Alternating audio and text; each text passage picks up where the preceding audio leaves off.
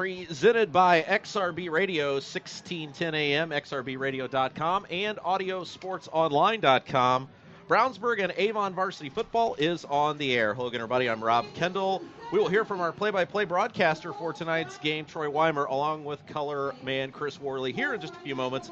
But before we do, I want to take a moment to welcome you in tonight here on XRB Radio and audiosportsonline.com. A joint broadcast for us tonight as the Brownsburg Bulldogs play host to the Avon Orioles. An exciting contest. Both teams come in with a record of 2-1. Brownsburg winning last week on the road at Franklin. Avon at home against Hamilton Southeastern. We have the national anthem here before us momentarily, and we do invite those of you who are tuned in tonight on audiosportsonline.com or on xrbradio.com, I should say. Head over to Audio Sports Online should you want. You can watch a video broadcast of tonight's ball game.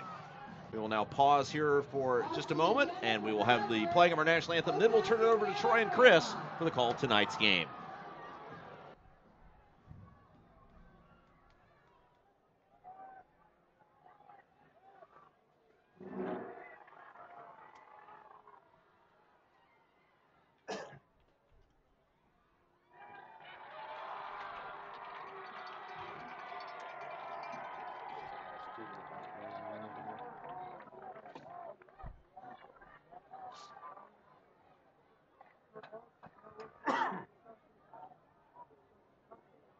Well, I guess we're going to be a little bit delayed on our national anthem there. Nobody was standing other than us here in the press box. So at this time, we will turn it over. I think we're going to have the entrance of the Bulldogs onto the field first. So at this time, we'll turn it over to our play-by-play broadcaster for tonight's ball game, Troy Weimer. Troy?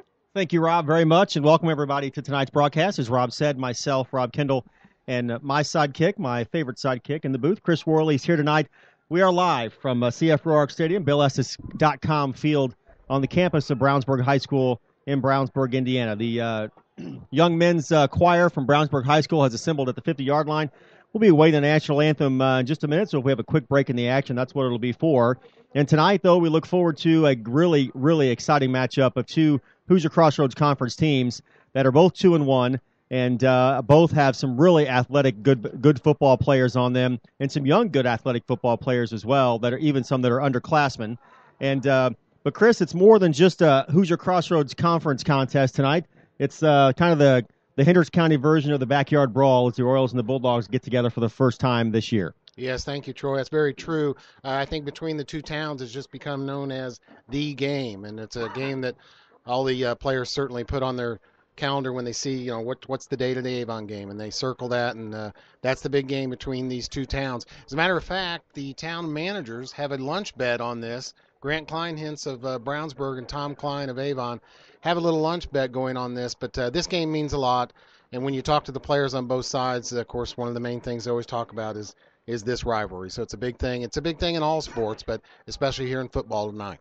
Well, guys, let's take a quick moment here. Thank one of our Avon sponsors who makes Avon football possible to us. McDonald's. Stop in any Brownsburg Avon McDonald's and try one of their two tasty $2 specials, including the jalapeno burger or triple cheeseburger. McDonald's is a proud supporter of Avon and Brownsburg athletics and is proud to host the McDonald's Hendricks County Sports Show, taped Wednesday nights on location and aired Friday nights before football on xrbradio.com, 1610 a.m. McDonald's has two locations in Brownsburg and Avon. In Brownsburg, they're located on the corner of Main and Odell, next to Marsh and just off Green Street, next to Interstate 74. In Avon, you can find them at the corner of 267 and 36, next to Kroger, or on Rockville Road, next to Meyer. Stop in either Brownsburg or Avon McDonald's for their $2 tasty specials, the jalapeno burger or the triple cheeseburger today. And let's thank our friends at Reynolds Body Shop, a proud sponsor of Avon football. They are conveniently located at 4325 West Washington Street in Indianapolis, just 4 stoplights east of 465. Their phone number is 243-2372, and they're open Monday through Friday from 7:30 to 5. Reynolds has been family-owned and operated for 30 years, specializing in collision repair. Reynolds Body Shop is also an insurance work specialist. Learn more about them on the web at reynoldsbodyshop.com. And again, we're hearing from some of our Avon sponsors tonight as we await the Bulldogs coming onto the field to play. McNamara Florist in Indy is Indy's hometown florist since 1954 with 8 convenient locations including the new Avon store on Rockville Road. McNamara Florist is famous for our floral designs for all occasions that help our clients express their emotions through flowers. Visit McNamara Florist for our outstanding personal service and to select from the renowned home decor merchandise, including stunning Christmas classics. McNamara Florist is located at 9655 East Highway 36 in Avon and can be reached at 579-7900. And last but certainly not least, from Avon, we thank Red Cobra Wrestling. Avon has a rich wrestling tradition, and Red Cobra Wrestling is proud to now be a part of that. Opening last November, Red Cobra Wrestling offers training sessions run by nationally known coach Chad Red. Red Cobra Wrestling is located at 9233 East in the Red Brick Building. They're on East Highway 36 in Avon, across the street from Walmart and behind sidelines. Red Cobra Wrestling offers sessions for all ages, including 3rd grade and under and 4th grade and up. Learn more about their prices, class schedules, and information at redcobrawrestlingacademy.com. Troy, back to you. Thank you, Rob. We are about 11 minutes away from kickoff, and we will now join the Young Men's Choir from Brownsburg High School with our national anthem.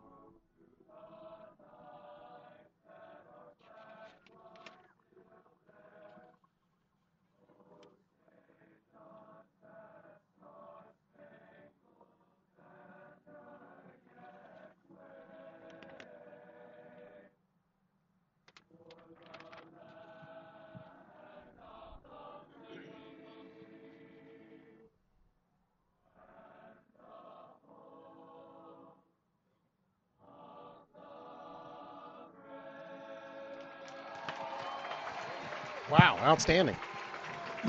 As always, an excellent rendition of our national anthem by the Music and Arts Department here at Brownsburg High School.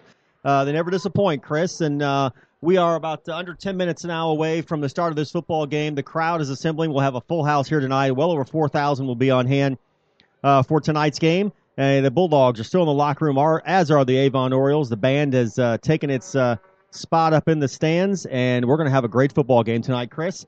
We do want to remind everybody before we get into tonight's game of an event going on tomorrow here in Brownsburg, the 9/11 Memorial Car Show and 5K Festival.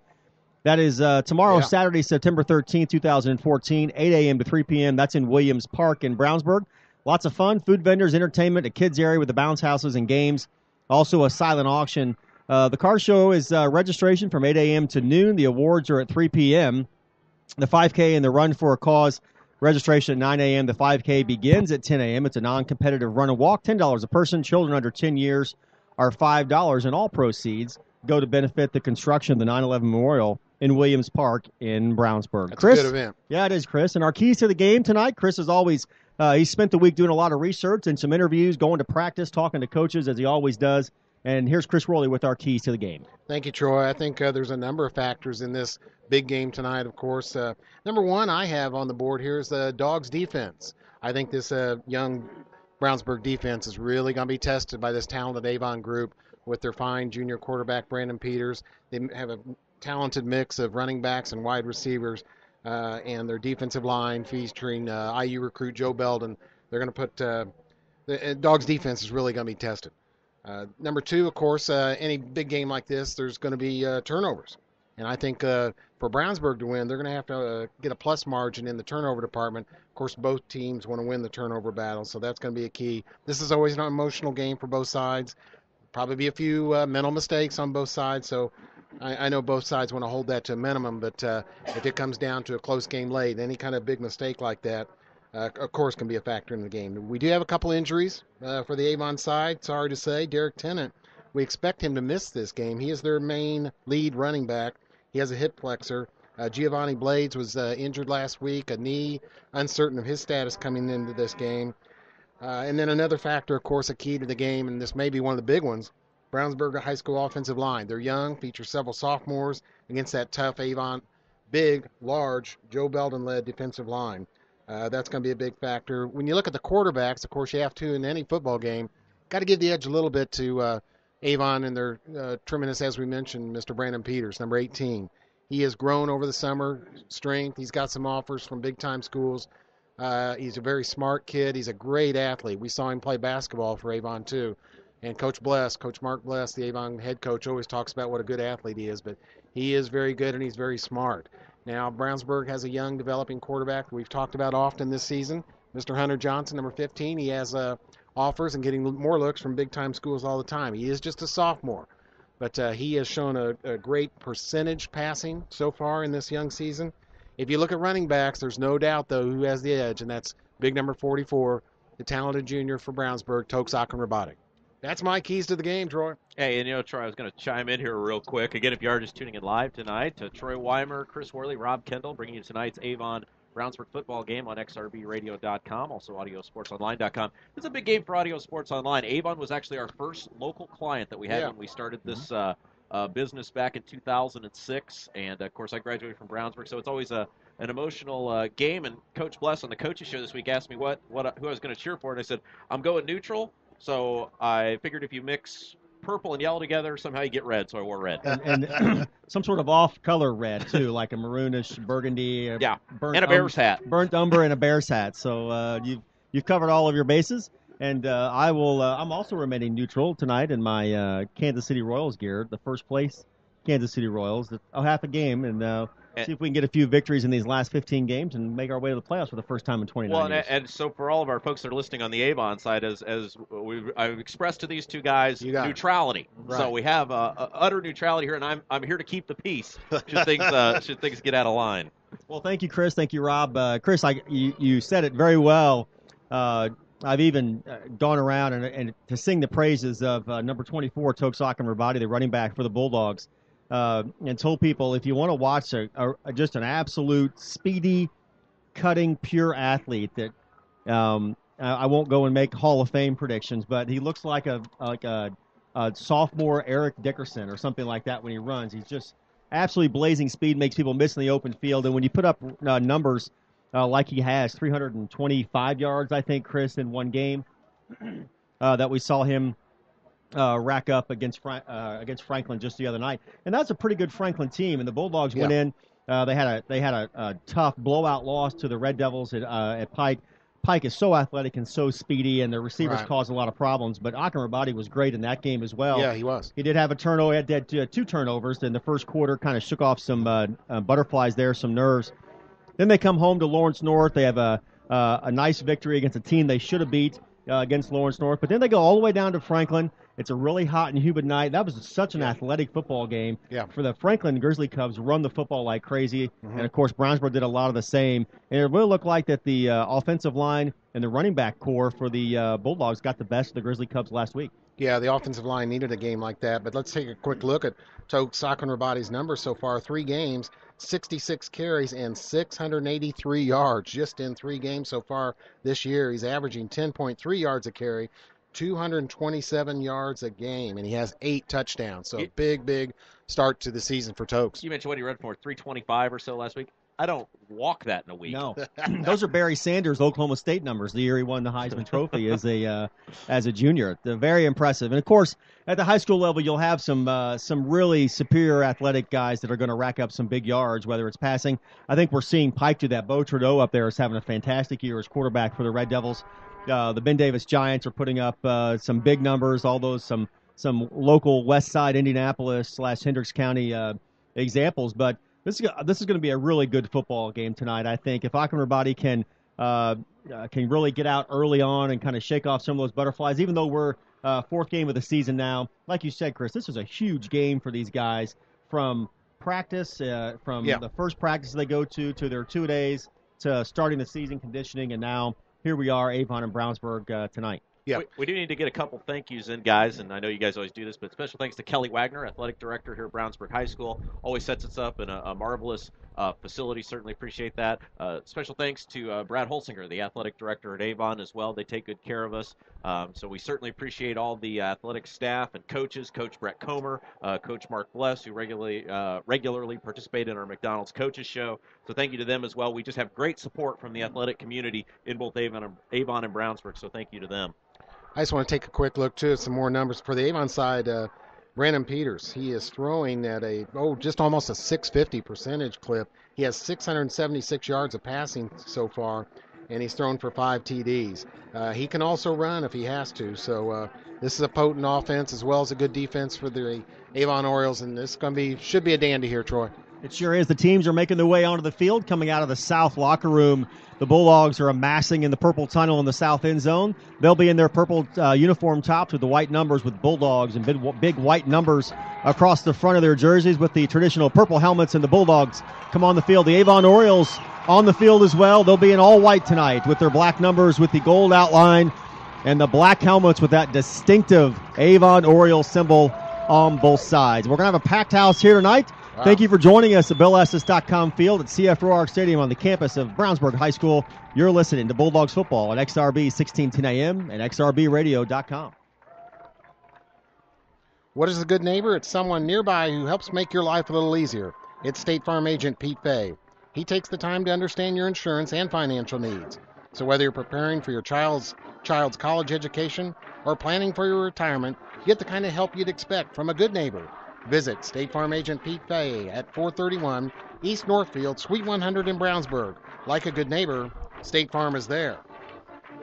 Hey, real quick, I was just going to point out, Coach Bless and I were talking on the coaches show on Monday on the Avon side of things. We're talking about how mature the rivalries become. Like when I was in high school, things would go missing from the other team's school. Absolutely. A rock might have got painted or something. And now they're so nice about it all. Evidently, my daughter, who is part of the Avon Army student section across the way from us tonight, showed me a picture from Instagram today. Somebody hacked the Brownsburg High School red and information board on Odell Street, and it said "Go Avon" today. So I spoke too soon. For a period of time, so I'm not sure how mature the rivalry's gotten, but it shouldn't be that mature. It should be fun, right? So that's just in the spirit of all things good in Indiana high school football. And we're excited about this rivalry, as we are all of our Hoosier Crossroads Conference games and the out-of-conference games. We'll change it up this year, as the Lafayette schools and McCutcheon have left the conference, and that void has been filled. We had a great trip last week down to Franklin, a fantastic facility down there, and thank them for being such gracious hosts, as everybody has been, including Pike at the opening game of the season. The teams are on the field now for the coin toss. We'll watch that. And we should point out to everybody that if you are listening on XRBradio.com or 1610 AM Radio Brownsburg, that you can head over to Audio Sports Online tonight. We do have a webcast of the ball game. That's what we do for Avon, is offer a video cast, so you can tune in and actually watch the ball game tonight. If you are near a smartphone, a computer, or something that has the internet, you can tune in and watch the webcast if you're near that. The coin toss has been made. We do not have an indication yet from the officiating crew of which way it's going to go. Brownsburg captains tonight, number 8, Josh Pierce, 7, Mr. Clint Fink, along with Brad Geilinger, and number 50, Bryce Toll. I should point out Bill Brown, our wonderful fire chief at Brownsburg, is behind us. He will be our guest at halftime. Chris will be quizzing him on all sorts of budget questions as we are in budget season. Again, the Bulldogs are in the home purple, white letters and numbers, white pants. The Avon Orioles in the road whites, black helmets, black numbers. Bryce Toll, the one of the defensive captains for the Bulldogs, really getting the crowd pumped up as he leaves midfield. And this is something you're not supposed to do as a broadcaster, but I still don't know who's getting the football because they didn't make an indication. I guess they just discussed it. There was no visual indication. It looks like the Bulldogs are going to kick off, though. Avon will be receiving. They'll be receiving in the south end zone, and they'll be going right to left on your radio dial. The kick will be going from left to right. The Orioles will be in their receiving formation. Back to receive for them is number 4, Ian Pendleton. He's a sophomore, 5'6", 150 pounds. Defensive back is his regular role. He is at the goal line. And kicking off, as always, for the Bulldogs. This is number 16, Jose Hacker. Joe Belden among the captains, along with Zach Williams and Drew Shaudovich for Avon. We're set to go here, Troy. The game. He's got the wind at his back, so, this is like a lob wedge. If he were into the wind, he'd need to hit a driver. Pretty stiff wind, too. This crowd is loud tonight, too. It's really good to see. Both sides are, the home side's pretty much filled up. The visiting side is almost packed. It will be here in a minute. And the kick is up by Jose Hacker, and it is received at the goal line. That's an automatic touchback in high school football in Indiana, and the Avon Orioles will take over at their own 20 to start the first quarter. Along with a couple extra hits right there in the blocking and going down trying to get in on that kickoff return. We saw some extra blocks thrown. So the kids are fired up. I saw Brownsburg's last practice. They were really ready to go when they left that field on Thursday, and I'm sure the Avon kids are too. Isn't that impressive that a high school kid, wind at his back or not, that can kick it into the end zone on a regular basis? In a regular basis. We see very few returns in the game, and if we do, they're usually from a box, kind of a pooch kick or something like that. So I never tried to kick past junior football, but I couldn't even get it to the 50. Brandon Peters, the quarterback for the Orioles, comes out. He's in the shotgun.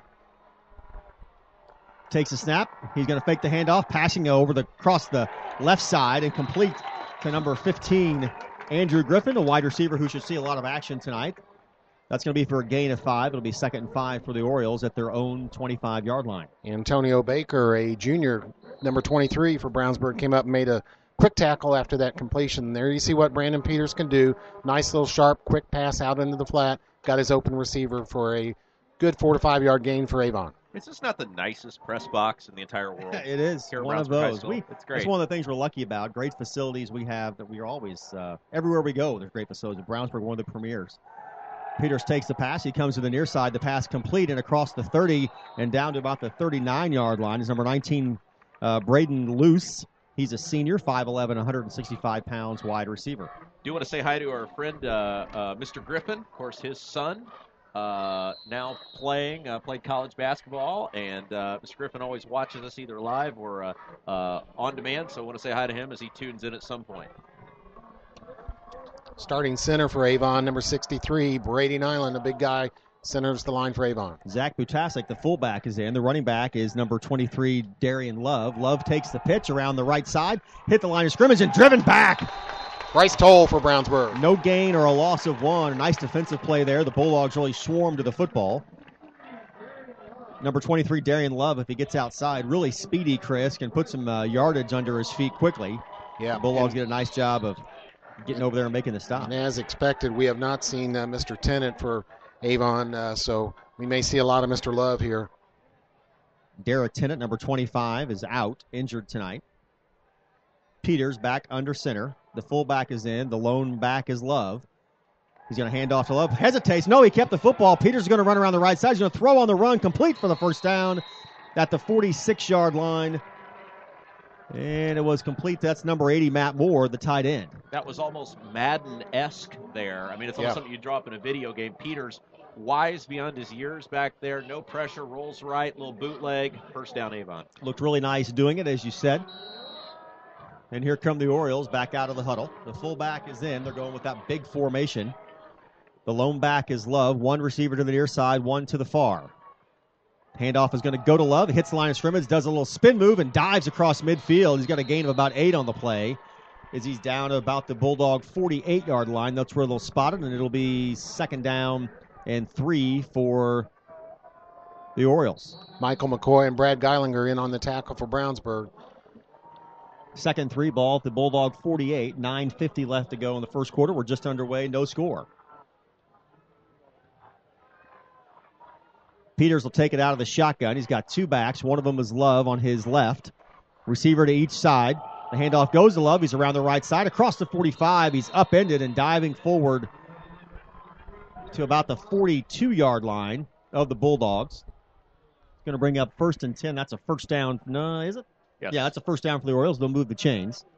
You know, one of the things, Troy, we obviously every year do our coaches show with Mark Fless, and you can just kind of hear in his voice this year, he knows he's got a team of very talented kids, and he knows he's really going to be able to hopefully use that group as the year goes along, the skill position players that can do a lot of damage for him. We're seeing it on this opening drive. Chris, and Rob looked like number 36, Sam Hoffa, got a stinger there of some sort. He went down. Might have got a helmet or a knee to the thigh. He's up and walking around and looks fine, but he's come out of the defensive alignment for the Bulldogs. Brownsburg needs Sam Hoffa in that linebacker position. He's a valuable player for them. Peters out of the shotgun. Love is the lone back. He's going to throw. Complete to the far side and tackled by two Brownsburg defenders quickly at the 40-yard line. That pass was complete to, that's number 19, Braden Luce. Yeah, Luce, boy, good mix of pass and run here by the Avon Oriole offense. Of course, Brandon Peters just sharp in that backfield. He's able to set his feet, and he's completing these short passes so far at a high percentage for Avon. Luce is a senior wide receiver, so coming out now, it's going to be 2nd down and 5. Could be a passing play for the Orioles. One back, 3 receivers to the near side, 1 to the far. It is a passing play. The pass is complete to the near side to Andrew Griffin. Griffin stumbles across the 40 to the 39-yard line. He's going to be short of the first down. It's going to bring up about 3rd and 1 for the Orioles. The whole Griffin family, a bunch of overachievers. I think there's like 4 of them, and they're all like superstar athletes. You think you'd have one, that didn't end up, but they all do. Of course, Kendall, as we said, playing college basketball. A couple of very athletic daughters, and Clark, I know, is very proud of all of his kids, and another great play right there. So it's going to be 3rd down and short for the Orioles. Peters will go under center. The fullback is in. The running back is Love, a receiver to each side of the field. Brandon Peters takes a snap, handoff to Love. He gets the 1st down and more. He's down to the 30 where he's brought down. 1st and 10 for the Orioles. They'll move the chains at the 7:58 mark. Number 25, Michael McCoy, in on the stop there for Brownsburg. As we said, a real good mix of play calling here for Avon. That was a run up the middle. They're getting a good push from their offensive line. We do want to apologize to those of you watching on video as the Bulldogs get closer to their end of the field, what would be the northwest corner. We are blocked out because we're in the press box. So if you see a window frame, that's the press box. We'll do as best as we can to describe it for you, though. Love the lone back, receiver to each side. They're going to fake the handoff. Peters rolls to his right. He's going to try and lock it in the end zone. He had a receiver open, and he missed him. The pass is incomplete at the 20. Pass was intended for Moore, the tight end. Yeah, Troy, I think right there, Brandon tried to get a sharp pass in between the needle there, tried to thread between two Brownsburg defenders. Number 19, Noah Devney, a senior for Brownsburg, was there defending. Just missed on that. Andrew Griffin was loose and wide open on the R in the Brownsburg end zone, the north end zone. So that's going to bring up 2nd and 10 from the 30. Peters is under center. Receiver to each side of the ball. Handoff goes to Love. There's a flag down on the play. He's wrapped up at the 30, diving forward for a short gain. It's usually in the area of movement. Came from the back, and it came pretty quick. It could be a neutral zone infraction, but it came from the back, Judge. It's got to be against Avon. You never know with these referees, though. No, you don't. That's true. They're going to try and sort it out. No indication yet. And here we go. Yeah, legal shift. It's going to be a legal shift on the Orioles, so that'll move them back. They are going to decline the penalty, so it will not move them back, and that will bring up 3rd down and 10, as there was no gain measured on the play for Avon. Yeah, they had the running back moving there. I don't know if you saw that, Chris. He was moving as the ball was snapped, and that caused the infraction. Yeah, I believe so. Referee threw that flag right away. Here we go. 2-back set for the Orioles. Receiver to each side. Peters in the shotgun.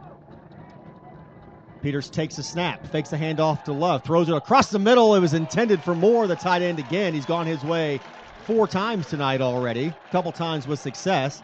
That'll bring up 4th and 10, and they're at the 30 of the Bulldogs, and we'll see what they try to do here. I'm going to bet that Avon goes for it. Brandon a little off target there, kind of threw that one high over the top of his receiver.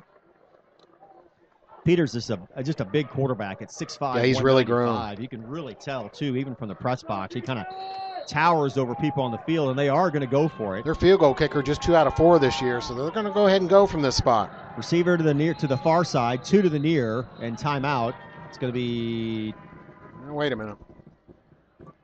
Pointing at somebody on the Brownsburg defense. Of a legal substance. Oh, we got an equipment issue, I think. Yeah, Noah Devney's got to come over. Looks like some kind of a helmet or chin strap issue. Sam Hoffa has checked back in the game. He came out with a cramp or a stinger in his thigh. Those of you who are just tuning in, 7:20 left to go in the first quarter. No score. Avon with the ball facing a 4th and 10 from the Brownsburg 30. Troy? Peters will come out in the shotgun. Love is the lone back. 2 to the near side, 1 to the far is the receiver set, and now another whistle. They're going to stop play again. And timeout Brownsburg. So Coach Brett Comer takes a timeout. The timeout's at the 7:20 mark. No score. The Orioles will come back. They're going to go for it 4th and 10 to listen to Brownsburg Bulldog and Avon Oriole football. XRB 1610 AM and XRBradio.com. Panuni's Pizza and Wings in Brownsburg has something for everybody. Pizza with more toppings than you can count, including specialty pizzas, 5 different kinds of calzones, breadsticks, and cheese bread with 2 kinds of dipping sauce. All made in-house with Panuni's own hand-tossed dough. And don't forget Panuni's Jumbo Wings with 12 kinds of sauce. Mention the XRB and get 10% off of your order. They're open Sunday through Thursday, 11 a.m. to 9 p.m. Friday and Saturday, open until 11 p.m. Dine in, carry out, or free delivery. Call 285-3500 Panuni's Pizza and Wings at 1447 East Main in Brownsburg.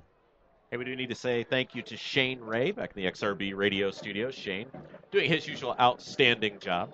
And by the way, the YRZ golf outing was this week. Yeah, tell us about that. How did it go? It was great. It was good awesome. Weather. Good weather, good attendance. They raised a lot of money. Don't have a final total yet, but WYRZ coming, FM radio coming to Brownsburg here in the very near future. You can learn more about it at WYRZ.org. It's community radio, not for profit, and we're going to be, hopefully at this time next year, we'll be on FM radio. We're all excited about that. For some reason, FM feels like a promotion of some sort. It is, you know what I mean? And you've earned it. Big Ricky Clark in there at nose tackle now for Brownsburg. They're going to try and hold Avon on this 4th down play. Peters out of the shotgun again. Love is the lone back. 2 receivers to the near side. And a little motion, no flag, but Peters takes the snap out of the shotgun, rolls to his right, throws it. It's almost picked off. Knocked down by number 3, Seth Bronger. He almost had the pick, came out of his hands. A nice defensive play there. Peters rolled to his right, caused a little confusion there, Chris. And Brownsburg adjusted very well. So that'll bring up a change of possession. The Bulldogs will take over at their own 30, 1st and 10, 7:16 left to go in the first quarter. No score. Yeah, good job there by Brownsburg defense. And now they'll come out. That was a good job to hold Avon there. So as the usual this season, Hunter Johnson, number 15, the quarterback. He'll start out of the shotgun. Toksok and Rabadi is the lone back. In motion is number 7, Clint Fink. 2 receivers to the near side. The pass is going to come to the near side. Completes and across the 35 to the 40 and brought down. That's complete to number 80, Cameron Davis. 6'1", 175 pounds. A senior wide receiver for the Bulldogs. Number 9, A.J. Elcock in on the tackle for Avon. Brought down after a good pass and completion. Hunter completes his first pass. Just a short little dump, but then some good yards after the catch by Cam Davis. So the Bulldogs have it. They will be 2nd and 1 from their own 39-yard line. Akin Rabadi is the lone back. Hunter Johnson giving the symbols, puts a runner in motion. 1 receiver on the near side, 2 to the far. Johnson takes the snap, looking, throws it over the middle. It's complete at midfield. Caught by number 17, Tyler Kurtz, and he's brought down there, and that's a first down for the Bulldogs. Starting middle linebackers for Avon are number 33, Zach Williams, a 6'0", 210-pound senior, along with number 35, Thomas Williams, also a senior, 220 pounds at that linebacker position. They are 2 active linebackers. We'll hear a lot from them tonight on the Avon defense. Crowd is very vibrant. The band playing. A lot of people standing now. 1st and 10 for the Bulldogs. Johnson takes the snap, gives it to Akin Rabadi, coming around the near side. Nice pursuit by the Orioles, and he has brought down a short gain, maybe a gain of 1. We'll see where they spot the ball. It's going to be a gain of 1, bring up 2nd and 9 from the Avon 48-yard. No, it's going to be the Brownsburg 48. Well, another one of the Avon linebackers there, Matt Thompson, Jr., really made a fine play on Tokes. We've seen so many defenders struggle to bring down Tokes, and he made it look somewhat easy. Is it just me, guys, or does it seem like there is a huge size advantage for Avon on that interior line? Oh, yeah. Yeah, you can tell up here from the booth even a little bit of a miscommunication there as the pass is incomplete to the near side, intended for Cameron Davis. He looks lucky that wasn't picked off. He's very lucky, and if he does pick it off, it's nothing but green grass between him and the purple end zone to the north. Field turf. Thank you. Coach Comer not happy with the evolution of that play. Lets it be known to his quarterback and his wide receiving core. Here come the Bulldogs back to the line. 3rd and 8 from their own 48. Out of the shotgun is Johnson. Takes the snap, rolling to his right in pursuit. A big sack. Oh, it's a fumble. The ball is down. That might actually be. That looks like an interception. No, they're going to stop that play. Because the quarterback was down. It's going to be Avon ball, but I don't even know if the ball hit the turf. It didn't, but his knee did. Yeah. Matt Thompson in on a big-time rush there for Avon, and he hit Hunter just as he was trying to move his arm forward. Referee ruled it's a fumble, and then they recovered the ball while one of their players, his knee was on the ground. Turnover. We talked about those turnovers, Troy, and that's going to be a big factor in this game, guys. Brownsburg makes the first turnover. Johnson rolled to his right and was immediately in the target or the bullseye of number 39, Matt Thompson. Well, that's one, another Avon if defender. they had replay at the high school level, we might have had a replay there. But that official was pretty emphatic that he was down for the Avon defender. Not a real argument, though. Avon, while the play was going on, tried to make a case for the interception and return for a touchdown. Peters brings him out, 1st and 10 under center. He's going to pass the football. Going to the corner of the end zone. It's dropped. And no flag. Oh, they do have a flag that comes in. Noah Devney, number 19, was the defender there for Brownsburg, and that flag came in from way behind the play over by the Avon sideline. Big rainbow pass up in the air. I didn't see who the defender was, Chris, for the Bulldogs. Noah Devney. It was intended for number 15, Andrew Griffin. Yeah, and that ref did his best Sandy Koufax there because he hurled that from about the 30-yard line and almost got it to the end zone. He hurled that flag a long way. That flag came from way behind the play. So we still don't have an indication. We're waiting here a second. And looks like it is a... it's going to be pass interference, a 15-yard penalty. Either 10 yards or 10 15? yards. 10 yards, yes. May call defensive holding because that is a 10-yard penalty. Okay, it is defensive holding, not pass interference. You're right, Rob. So that brings up 1st and 10 from the 20 for the Orioles. They are threatening to score. Peters out of the shotgun, 2 backs. The handoff goes to Love, makes a nice adjustment, cuts back through the line of scrimmage across the 20 to about the 16-yard line. It's going to bring up 2nd and about 6 for the Orioles. Ricky Clark and also Josh Price on the stop there for the Bulldogs. 2nd and 6 from the 11-yard line. No, the 16, I'm sorry. 2nd and 6 from the 16 of the Bulldogs for Avon. Brandon Peters goes under center. The fullback is in. In the backfield now is is that Tennant? Is he checked in the game, Chris? No. Love still the tailback. No, that's number 25, Derek Tennant. Correct me if I'm wrong. He drives forward to the 10. Well, we're surprised to see him that indeed was number 25, Derek Tennant. By far their leading rusher. He checked in there, ran up the middle on a power run, and got some yards. At the angle here, the way that he was set, I could see the 2 and the start of the other number, but I couldn't tell. And it is indeed number 25, Derek Tennant. The senior 5'10", 190 pounds, the running back for the Orioles comes in, and he is now in for the second play. And let's give some credit to the Avon fullback here, fellas. He is moving, and he is a large individual for his speed. Zach Batustak, the fullback, and the handoff goes to the right side to Tennant, and he is wrapped up at about the 6-yard line and brought down. We'll call it the 7. Yeah, Batustak, a junior, listed at 5'9", 205. Looks a little bigger than 205, Rob. I never got that big. At least not athletically. You don't want to be that big anyway, right? I've been big, but not athletically big. Yes. It's going to bring up 2nd and 8. They're going to call it 2nd and 8 from the 8-yard line, which is really 2nd and goal. The flags are down. Peters will be out of the shotgun. 2 backs set, including Derek Tennant and the fullback Batustak. He's going to throw the football to the left side, and it's caught for the touchdown. Number 15, Andrew Griffin, the wide receiver, with the reception, and it's 6-0 Orioles with the point after coming. A nice drive there put together on the short field by Avon after the turnover. Boy, good pass there, and Mr. Griffin was able to get in front of the Brownsburg defender. No real problem there. Kind of an easy pitch and catch there, but a good sharp throw by Brandon, and Avon leads 6-0. Josh Howard, the kicker, the sophomore kicker, number 13. I'm sorry, that's Alex Steffen, the two number 13s on the team for the Orioles. Alex Steffen is a senior. The kick is up, and they're looking at each other. It's good. So Alex Steffen, the senior kicker, 5'9", 205. The kicker and punter for the Orioles puts it in. And at the 3:50 mark in the first quarter, after the extra point, the Avon Orioles lead the Bulldogs 7-0. You're listening to Hoosier Crossroads Conference Football on XRB 1610 AM and XRBradio.com. Did you know Nelson Jewelers in Brownsburg has been serving Hendricks County and the west side of Indianapolis with an extensive selection of finer diamonds and gemstones since 1958? Nelson Jewelers is a family-owned jewelry store specializing in unique jewelry, jewelry repair, appraisals, and watch repair. Nelson Jewelers is conveniently located in downtown Brownsburg across from the Hendricks County Bank. Visit Nelson Jewelers for all of your jewelry needs at 22 East Main Street and online at nelsonjewelers.com. A little out of the way, very much out of the ordinary.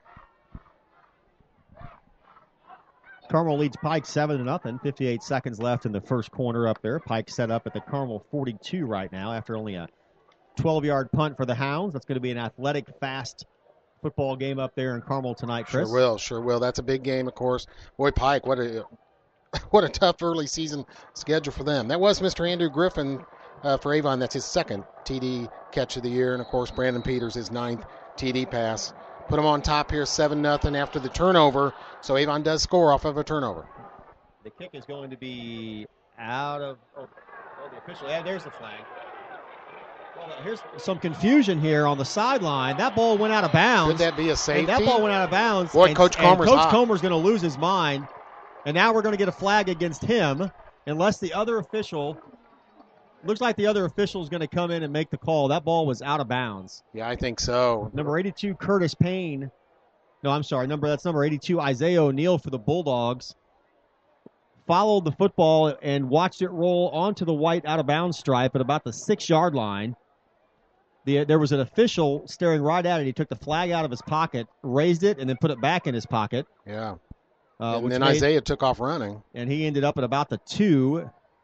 All of those actions cumulatively made Coach Comer lose his mind for a minute. Yeah. He was very upset. Well, the Avon players tackled Isaiah in the end zone, and they were signaling safety, and looks like we do have an Avon player injured. Avon player in the corner of the north end zone is injured on the field. The training staff is out there. I will say this, if this is a safety and they don't put this ball, they don't have the penalty for I guess that's illegal procedure, right, on the kickoff if it goes out of bounds. Then they will have missed it.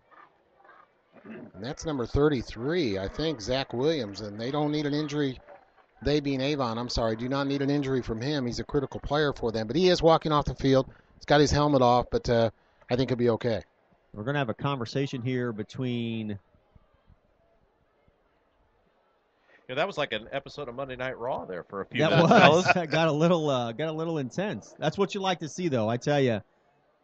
Yeah, and Coach Comer was right. So that back judge came in and made the correct call, right, Troy? Yes, he did. It looks like the back judge came in. He threw the flag in the direction of Coach Comer and the official, who were in a pretty intense argument.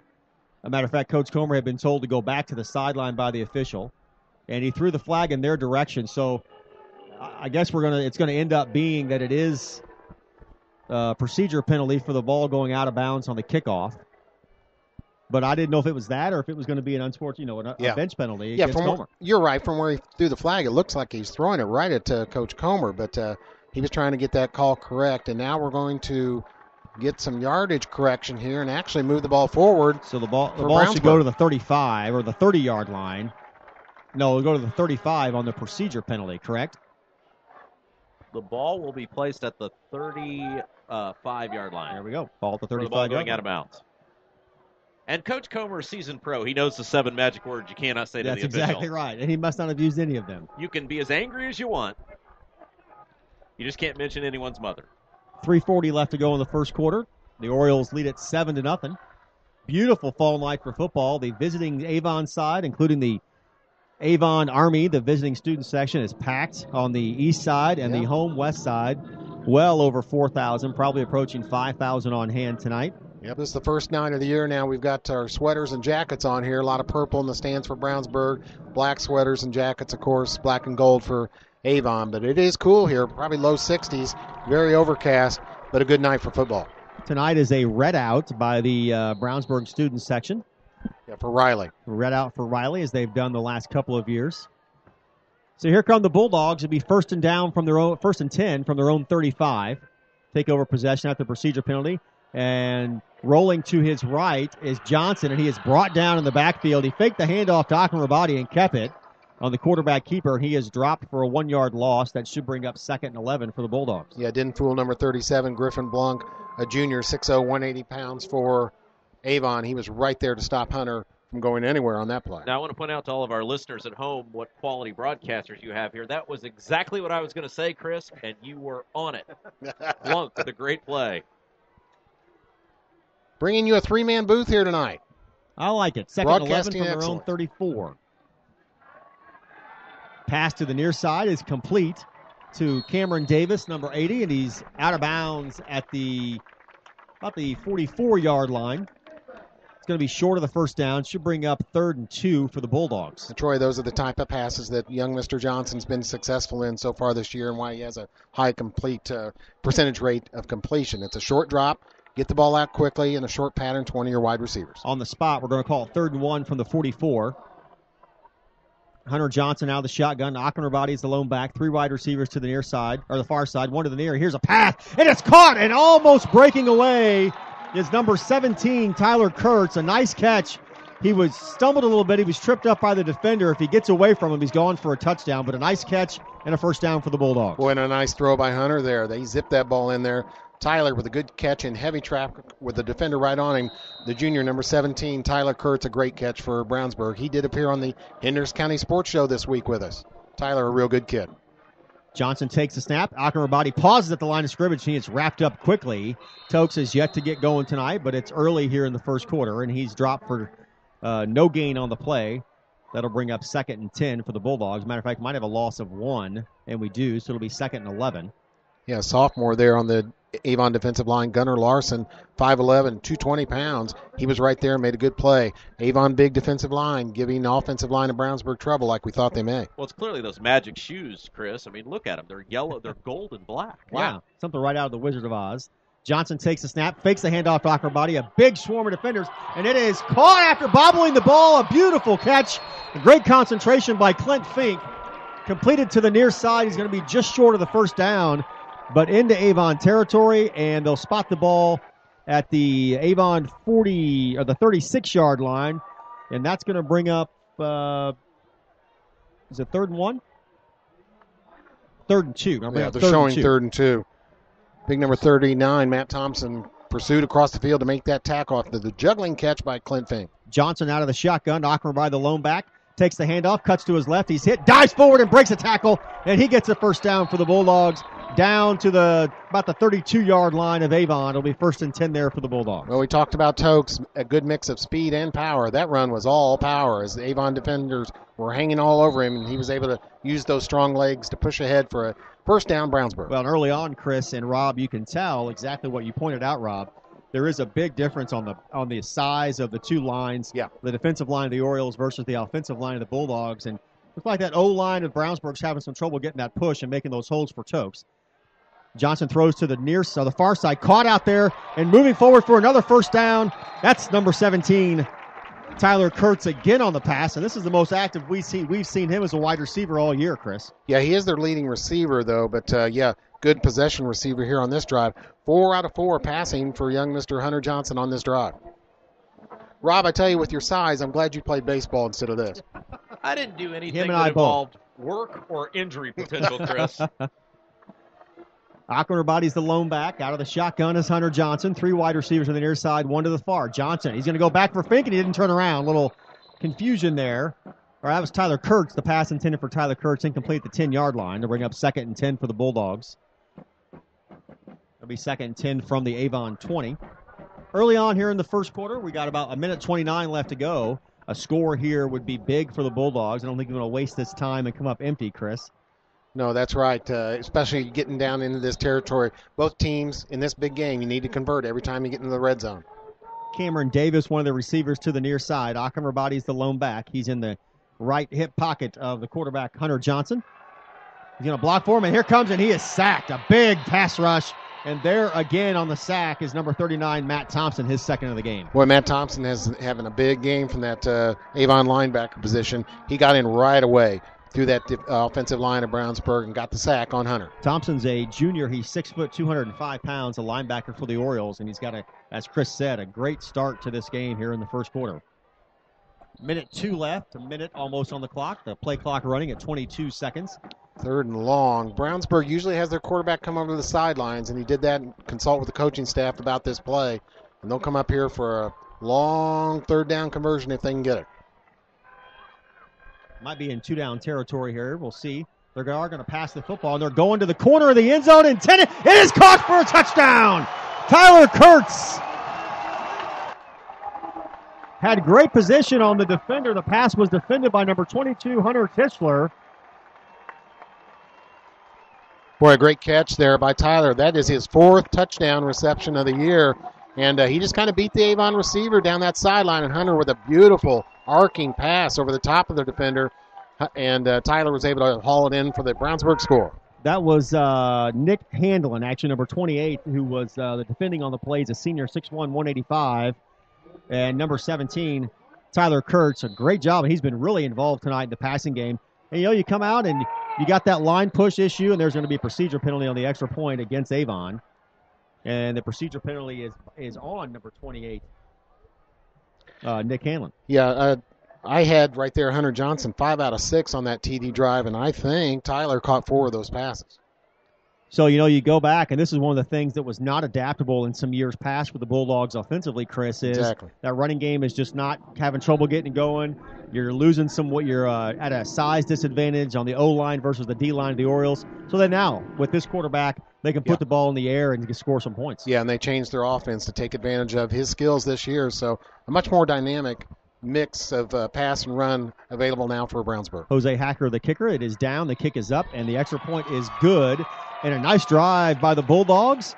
And at the 38.7 seconds left to go in the first quarter, the game is all tied up. The Hoosier Crossroads Conference rivalry in Hendricks County. The Brownsburg Bulldogs and the Avon Orioles. You're listening to HCC Football on XRB 1610 AM and XRBradio.com. Running out of space, tired of clutter, but don't want to part with your possessions? We've got a solution for that at Northfield Self-Storage in Brownsburg. Whether you need a little extra space or a larger space, our storage units range from 5x10 to 10x30 will surely take care of your needs. We also carry packing supplies such as boxes, tape, bubble wrap, and a whole lot more. Come see Northfield Self-Storage and U-Haul at 1530 West Northfield Drive in Brownsburg, open 7 days a week. Carmel still leads Pike 7-0. Pike now has the ball 3rd and 9 from the Carmel 19. That game is now in the second quarter, early second quarter. Here it's 7-7. We're all tied up. And the quarterbacks have decided to put on a little bit of a show for us in the first quarter. Some fast football. A lot of seeing the football in the air a lot more than we have in years past. That's for sure, especially from the Bulldogs. A turnover by the Bulldogs cost them. Avon took advantage of it and scores the first touchdown of the game. The Bulldogs drive down the field. A nice touchdown drive of their own, and that is going to be returned by number 4, Ian Pendleton. He's across the 20, and wrapped up there on the tackle in there was number 80, Cameron Davis. Called his name a lot tonight on offense and now on special teams, and that's where the Orioles will take over. They'll be 1st and 10 from their own 20. Tristan Patterson 25. Also in on that tackle for Brownsburg. So, yes, both teams answer. They each other here with a score 7-7. Just about to wrap up this first quarter, but exciting start to this game, Troy, by both sides. Tokes Akamrabadi will come over here and take a seat. He didn't have to do much on that drive. That was all a mixture of Hunter Johnson and his wide receiver, Tyler Kurtz. Brandon Peters out of the shotgun. Derek Tennant and the fullback, number 45, Zach Batustak. And he's going to be brought down. No, he gets away. The big quarterback, Brandon Peters, gets away, rolls to his right, and it is incomplete to a wide open number 3, Cole Rightly, who I think was kind of surprised Peters threw it to him. Nice pressure there by the Bulldogs. They got some push on the defensive line. Yeah, number 49, Isaac McCormick. Looks like he had him wrapped up, but Brandon Peters with that strength and the good leg strength broke out of it. Tried to find a receiver open, zipped that pass just behind the receiver for an incompletion. 2nd down, Avon. Peters will come in under center this time. The fullback set. The lone running back is Derek Tennant, number 25. Didn't expect Tennant to play tonight. He did not start the game. Taking the snap as Peters. The handoff goes to Tennant. Making his way and diving forward to the 30-yard line for a gain of 5. That'll bring up 3rd down and 5 for Avon. Michael McCoy on the stop for Brownsburg. He's having an active night here in the first quarter so far for the Brownsburg defense. We're going to call it 3rd and 6 from the 29. 19-yard touchdown pass from Bo Trudeau to Johnny Williams. Carmel and Pike tied at 7 apiece. I think they're going to run the timeout here, Troy. Yep, 11:53 left to go in the first half there. That's the end of the first quarter here in Brownsburg. The Bulldogs have tied the game. Avon takes over. They will have the ball as we come back and start the second quarter. Our score from BillEstes.com field, CF Roark Stadium in Brownsburg. The Bulldogs 7, the Orioles 7. You're listening to Hoosier Crossroads Conference Football, XRB 1610 AM. And XRBradio.com. Well, thank you, Troy. And again, if you are just tuning in, Rob Kendall, along with our play-by-play boys, Troy Weimer and Chris Worley. And we want to thank our friends at McDonald's. Stop by any Brownsburg or Avon McDonald's and try one of their $2 tasty specials, the jalapeno burger or triple cheeseburger. McDonald's is a proud supporter of Avon and Brownsburg athletics and is proud to host the McDonald's Hendricks County Sports Show, taped Wednesday nights on location and aired Friday nights before football on XRB Radio 1610 AM. McDonald's has 2 locations in Brownsburg and Avon. In Brownsburg, they're located at the corner of Main and Odell next to Marsh, and just off Green Street next to Interstate 74 in Avon. Or I should say, period, in Avon. You can find them at the corner of 267 and 36 next to Kroger, or on Rockville Road next to Meyer. Stop at either Brownsburg or Avon McDonald's for their $2 tasty specials, the jalapeno burger or triple cheeseburger. Fishers has scored early on, and they lead HSE 7-0 up there, Chris. 32-yard touchdown run by the Tigers. Our friend Brian Scott at that game. Some of the Riley Week people going through the stands here, collecting donations for Riley. It's a good night of charity here at Roark Stadium in Brownsburg, collecting money for Riley here, and here we go. All right, here we go to start the second quarter. 12 minutes on the clock, 3rd and 6 from the 29-yard line. Their own 29. The Orioles take over. Peters is the quarterback. He's in the shotgun. Takes the snap. He fakes the handoff. He's going to roll to his left now, and he's going to run with the football. First down across the 40, almost to midfield, where he's brought down. A nice open field tackle there by number 17, Tyler Kurtz, calling his number again on defense this time. Boy, Brandon Peters, that was a smart decision, but he had a wide open field to run to, and he took advantage of it. And you can see his size and athleticism there. Broke free and ran for quite a gain into just shy of Brownsburg territory at the 49-yard line. So it'll be 1st and 10 for the Orioles at their own 49-yard line, almost to midfield. Peters out of the shotgun. Derek Tennant is the lone back. 2 receivers to the near side, 1 to the far. Peters back. He's going to throw the football. Looking, rolling to his left again. Tucks it. He's going to run. No, he's going to throw it. He doesn't throw it away. Throws the ball out of bounds. That was not Derek Tennant in the backfield. I apologize. That's Darian Love, who has checked back in the game. He started the game for the Orioles. We did not expect to see the senior running back Tennant, but he did make an appearance in the first quarter. Well, yeah, Avon doing some effective line blocking there. Big number 77 for Brownsburg, Jake Trout. He goes in at 6'5" on that right tackle, and he was trying to get in there, but 2 Avon linemen had him cornered. No factor there for Jake Trout. 2nd and 10 from the 49. Peters out of the shotgun. 3 receivers to the near side, 1 to the far. And the handoff goes to Darian Love, and he dives forward across midfield to about the 47-yard line of the Bulldogs. On the right side, on the left side of that offensive line, number 64, Ross Carter for Avon, doing a good job on the left side. He's the man who had blocked Jake Trout on that previous play. Short push there, and that's going to bring up a 3rd down for Avon. It's like about 3rd and 5, maybe 5.5, a long 5. They're going to call it 3rd and 6. Number 44, Storm Garnett, calling in the defensive signals from his linebacker position for Brownsburg tonight. Derek Tennant is the lone back. Peters out of the shotgun. 3 wide receivers to the near side, 1 to the far. Peters takes a snap, drops back. He's going to pass. A lot of pressure coming, rolling to his left. He throws it. It's almost picked off. The pass is incomplete. Avon looking for a flag, and they got it. It's late. Boy, that was. Big Matt Moore, he jumped up wanting a flag right away on that. There were 2 Brownsburg defenders all over him. Brownsburg had a good rush up the middle, and that's something we're seeing tonight from Brownsburg. They haven't had any sacks so far this year, so they know they've got to pressure Brandon Peters, and they're sending some linebackers up that middle on a blitz. Pass was intended for the junior tight end, Matt Moore, who's one of Peters' favorite targets. It is incomplete, and that brings up, we'll see what the penalty is here. Well, they're still talking about it. It was 3rd and 6. It's going to be against the Bulldogs, I think. They're going to march it off, and it'll be a 1st down for the Orioles. Defensive holding. No, they're going to call pass interference. Oh, and that's a 15-yard penalty. Wow. The Brownsburg fans appear displeased with that call. Now, Rob, did you ever want to referee or umpire like a little league or anything? Yeah, Did you ever give that a thought? When I was a kid, we used to have play baseball in the tennis courts, and that sounds weird to our audience, but it was fun when we were I did the kids. same thing. And Wiffle I used to be ball. the referee, Okay. umpire, and I'd make purposely bad calls. Derek Tennant, the lone back. The handoff goes to him. He stutter steps to the line of scrimmage, coming back to the near side, and he is wrapped up. Nice tackle there by number 19, Noah Devney of the Bulldogs. What my Also, friends, I'm sorry. Also, Sam Hoffman on that tackle for Brownsburg. Go ahead, Rob. Well, I was going to say what my friends didn't know is I'd wagered on the outcome of the game. You wanted to get into one of those mock arguments where someone could kick fake dirt on you. Yeah, I used to try to And then eject you my could eject friends them, from the Sandlot game. That didn't work. I usually was the one that ended up being told to leave. 10-13 left to go in the first half. It'll be 2nd down and 10 from the Bulldog 32 for the Orioles. Peters out of the shotgun. 2 receivers set, 1 to each side. The tight end and the running back are in. Peters takes the snap. He's going to throw. Looking down the right sideline. The pass is intended in the corner of the end zone, but he overthrew him, intended for number 2, the speedy Gabe Laskins. Wide receiver and defensive back, plays both sides of the ball. Brandon Peters 0 for 3 on this drive, and that was an overthrow. He put too much behind that. Now, do we have much of a wind factor here tonight? I feel a little wind in We the do. booth. If you look at the flags across the way there on the visitor side, there's a sharp wind out of the north. The wind was to his back there. Yeah, so it blew that ball just a little bit, so maybe that was a factor. 3rd and 10. I think it's blowing hard enough that Pat McAfee could kick it 100 yards. Yeah, I think so.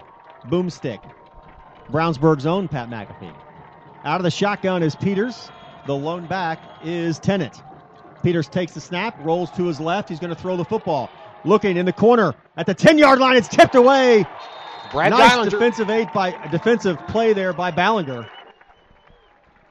Boy, Brad, just a little guy, 5'7". Brad Geilinger, we're used to seeing that senior make big plays in the Brownsburg defensive secondary, and he did because that was a good throw by Brandon on target to his receiver. Yeah, pass was intended for Andrew Griffin, who has a touchdown already. It is incomplete, and that brings up 4th down and 10 for the Orioles, and they're going to go for it as they are on the Brownsburg side of the field. We see this a lot. We've seen it a lot this year in the high school football we've done. Well, the Avon kicker, Mr. Stefan, 2 out of 4 this year, but they're not going to use him here and going to go for it. 2-back set out of the shotgun, 2 wide receivers to the far side, and a procedure Offsides, penalty, Avon. and that's going to be offsides on Avon. False start. Gosh, that's almost going to back you up into punting territory here, Troy. Not sure what Coach Mark Bless will decide. It looks like they're going to go. Peters goes over to the sideline, as does the wide receiver Laxton's. And they're bringing in a play. I'm sorry, Rob mentioned him earlier. We love Coach Bless. I tell you, Mark Bless, a great guy, been around this game a long time, but he is really good on our coaches show, our sports show. Great guy. We love Coach Bless. Here we go, 4th and 15 from the Bulldog 37. Out of the shotgun, 2-back set, 2 wide receivers to the far side. Brandon Peters takes the snap. He's going to throw. Looking downfield, looking, fires it towards the end zone, and he overthrew his receiver again. It looked like Laskins was open there coming across the middle, Chris, but he didn't see him. Yeah. Laskins drifted towards the end zone. He tried to throw it over the Brownsburg defender. He did, but he threw it almost out of the back of the end zone, incomplete. And the Bulldogs will take over 1st and 10. Unusual possession there for the Avon Orioles. Brandon Peters 0 for 5 passing on that possession. It's kind of interesting, guys. Avon ran the ball really well in that opening drive, and it seems like they sort of have gone away from that a little bit, and the Brownsburg secondary has really come to play. They really have, and that's one of the things that we talked about is to see if the secondary could keep up with the Avon passing game for the Bulldogs, and they have. Bulldogs take over. Akamrabadi takes the first snap, rolling and rumbling across the 40-yard line to about the 38-yard line of the Bulldogs. Boy, every time Tokes gets the ball now, Troy, because we've seen it in 3 games, you always wonder, is he going to break through? Is he going to break through on this one? Because when he breaks through with his power, then he turns on that speed. So you're just kind of waiting to see if he can break through. Avon defense able to corral him there. Cameron Davis comes over to the sideline. The receiver to the near side is Tyler Kurtz. Out of the shotgun is Johnson. The handoff goes to Akamrabadi, and he dives forward to the 45-yard line. You guys ever notice how he runs to contact? Like, he looks for a defender. He is a downhill runner for sure. That's going to bring up about 3rd and 2 for the Bulldogs. It's going to be at about the 45.5, really. Ball sits between the 45 and the 46-yard line, their own. Tyler Kurtz, the receiver to the near side. Hunter Johnson, the quarterback, out of the shotgun. Akamrabadi is the lone back. He takes the ball, cuts back to the near side of the field. He's wrapped up at the 45 and brought down. Short gain or no gain on the play. It's going to be no gain on the play. So bring up 4th and 2, and now the Bulldogs have a decision to make. I don't think you want to give Brandon Peters the ball on your side of the field if you don't convert, but I think they're going to go. Yeah, number 37, Griffin Blanc, a good play there for Avon. He didn't make the tackle, but he got in and blew that play up. Made Brownsburg change the play, and they're going to change teams here and punt. Yep, they're going to kick it. Brownsburg did not punt last week at all in that game in Franklin, and now Michael Clare will come back, number 10 for Brownsburg and punt. Back to receive the punt is number 31, Brian Fitzgerald for the Orioles. And the ball is kind of squibbed. He picks it up off a bounce at the 15. He's across the 20 to the 25, cutting to the far sideline and run out of bounds at about the 31-yard line. And that's where the Orioles will take over 1st and 10. 7-7. The Orioles and the Bulldogs are tied. You're listening to Hoosier Crossroads Conference Football on XRB 1610 AM and XRBradio.com. When plumbing problems arise, do you want a plumbing company with an impressive truck or fancy jingles? Well, of course not. You want your problem solved quickly and at an affordable price. At Westside Plumbing, we understand you want a plumber who is honest, respectful, and knows how to fix the problem. Westside Plumbing provides fast, professional plumbing service 7 days a week. When you invite Westside Plumbing into your home, be assured they'll be knowledgeable, timely, and will give your home the respect it deserves. Honesty, integrity, and respect, that's what you get when you call Westside Plumbing at 445-8399. Peters takes the snap from under center. The handoff goes to number 25, Derek Tennant. He ran around the backfield a little bit and then cut upfield for a gain of about 4 on the play. They're going to call it 4.5, almost 5. It's going to bring up 2nd and 5 or 6 for the Orioles. I like seeing that run there, Troy. As I just mentioned last time, Avon really got away from that, the running the ball after that great first drive. And we do want to remind everybody, you're listening to tonight's game on XRBradio.com. You can watch it on Audio Sports Online. So if you head over to AudioSportsOnline.com, you can watch tonight's broadcast. Peters under center, the 2-back set, the fullback and the running back. The handoff goes to the running back, cuts across the 40-yard line. The ball's on the turf, and they're going to call him down. With the carry was Darian Love, the running back, the junior running back. He has enough for the first down. And the ball is going to be marked at about the 44-yard line of Avon. They'll move the chains. 1st and 10 from the Orioles there. Yeah, I think that was Brownsburg linebacker Sam Hoffa who kind of, got down low on him and upended him, tumbling head over foot, but hit the ground, fumbled, but they ruled the ground ball down, of course, where he landed. Avon ball still. First down.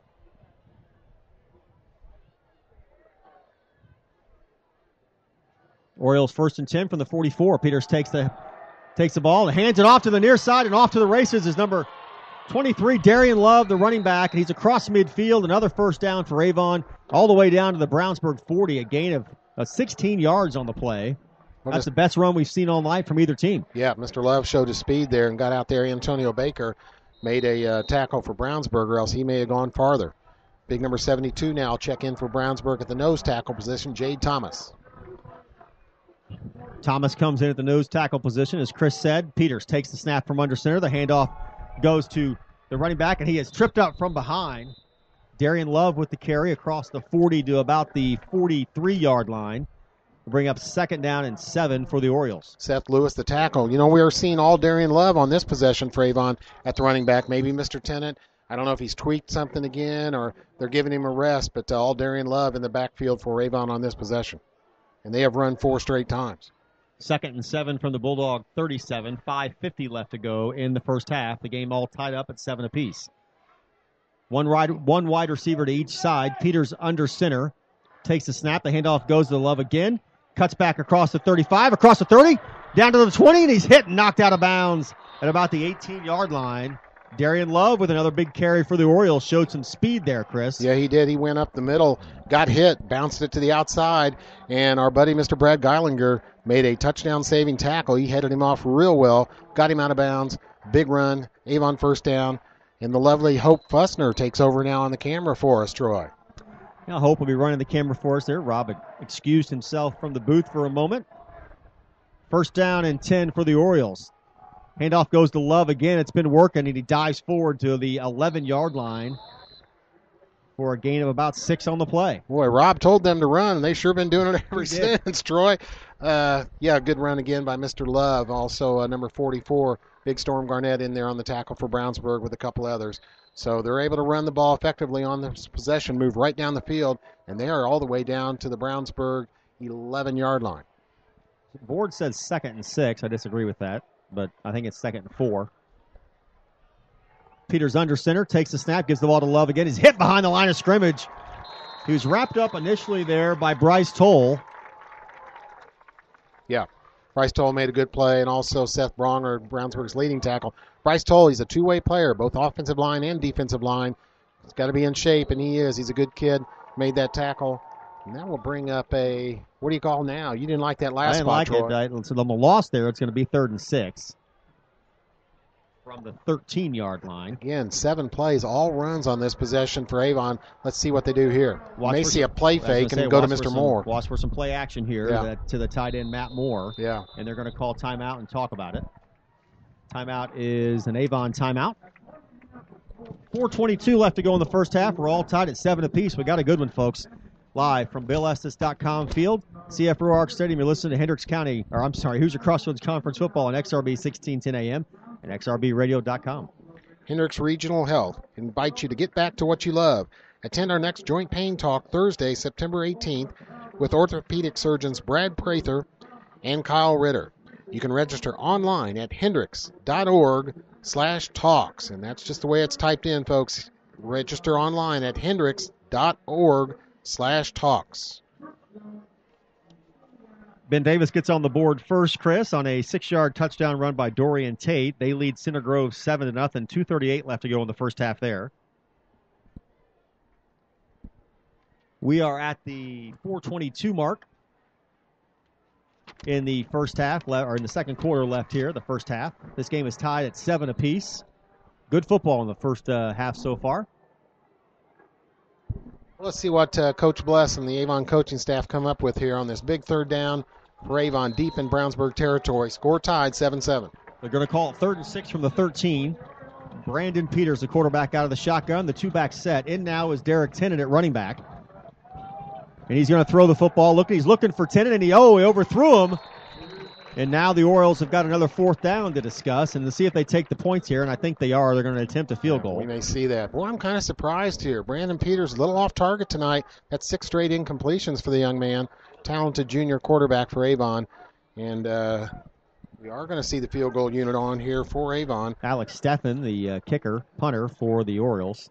Yeah, and as we said, he is 2 out of 4 on field goals this year, as long as 42. So this is well within his range here.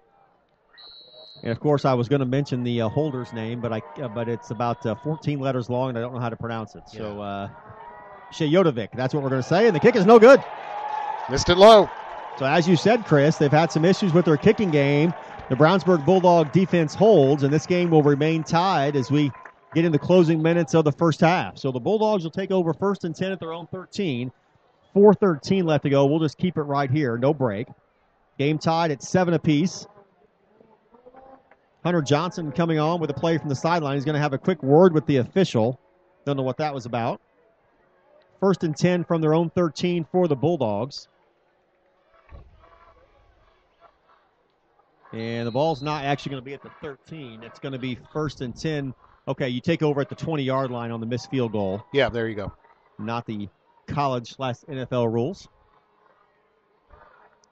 So 1st and 10 for the Bulldogs from the 20. Johnson.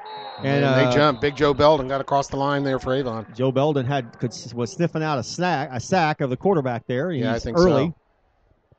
You know, I'm here with 4 minutes left in this first half. I'm sure Brownsburg wouldn't mind putting a drive together, time-consuming drive, get down there and put some points on the board with very little or no time left in the half. That'd be the ideal thing, but any kind of score in this big game, Avon versus Brownsburg, is always important. So they will march off the penalty, and that will make it first down. They're going to be making 1st and 5 from the 25-yard line. 7-7, we're all tied up. Closing minutes of the first half. 4:13 left to go. Bulldogs have it 1st and 5 from their own 25-yard line. Johnson takes a snap, hands off to Akamrabadi, and he's tripped up at the line of scrimmage, and he could see some Green pasture there, Chris. He just couldn't sure quite get to it. Like we said, they've kept Tokes pretty well bottled up tonight. He hasn't been able to break through and use that great speed yet so far in this game. Just under 4 minutes left in the half. You do realize we probably have the safest press box in Central Indiana right now. We have Weimer, who's a firefighter. The fire chief is here. Should any emergency services be necessary, we're fantastic. We are in good shape. We're covered. We're safe. Yeah, we are going to have a special guest at halftime. Johnson overthrows the intended receiver Cameron Davis on the far side. So the quarterbacks after they came out gunning a little bit there, the early parts of the first quarter, the second quarter has not been kind to them, either one of them. Chief Brown will be talking about his lengthy career with the Pittsburgh Steelers. Yes, his time at Florida A&M. Yep. Hunter Johnson, the quarterback, he'll be out of the shotgun. Akinrabadi's the lone back. Big third down play here. It is. The near receiver is Tyler Kurtz. Johnson takes the snap, fakes the handoff to Akinrabadi, rolls to his right. Kurtz with the catch across the... No, that's not Tyler Kurtz. Fink. That's number 7, Clint Fink. And he is going to be really close to that first down. They're going to mark the ball at about the 30-yard line. Brownsburg bench imploring for a first down, and... It's going to be close. They may have to measure. Close. They're calling it a first down on the PA. And it is a first down. First down for the Bulldogs. Number 90, A.J. Elcock, had a big-time rush there on Hunter. Forced him to rush that throw. He did get it off in a completion to Clint Fink, the senior. The officials have paused the clock at 3:29, and now they give it ready to go. It's running now. I was going to say, the Avon fans may think certain members of the 85 Brownsburg football team might be refereeing that game. That was a very generous spot. It was a generous spot. Johnson takes a snap out of the shotgun. He's going to throw. Complete across the middle to number 17, Tyler Kurtz. Short of the throw. They're going to give him the first down again. Boy, Tyler having a great night here tonight. That's his 5th or 6th reception. Also a sharp pass by Mr. Johnson there. His development is quite evident. Used his good footwork to plant his feet and get a good throw to the wide receiver, Tyler Kurtz, for a Brownsburg first down. Those last 2 plays for first downs are times I wish we had a yellow line on the field that we could tell. Very close, but they get the benefit of the doubt. The ball spotted at about the 40.5-yard line of the Bulldogs, 1st and 10. Johnson takes the snap. Handoff goes to Akinrabadi. He's hitting the backfield. He's in trouble. Drop for a loss of about almost 5. Wow, Rashawn Brent right in there as a defensive lineman for Avon. He blew that play up in a great play. Tackle for loss for Avon. 2:44, clock running. 2nd down and 10 for the Bulldogs. They're going to say no loss on the play. Well, no, there is going to be a loss on the play. It'll be 2nd and 14 from the 36. 2:35, clock running, closing minutes of the first half.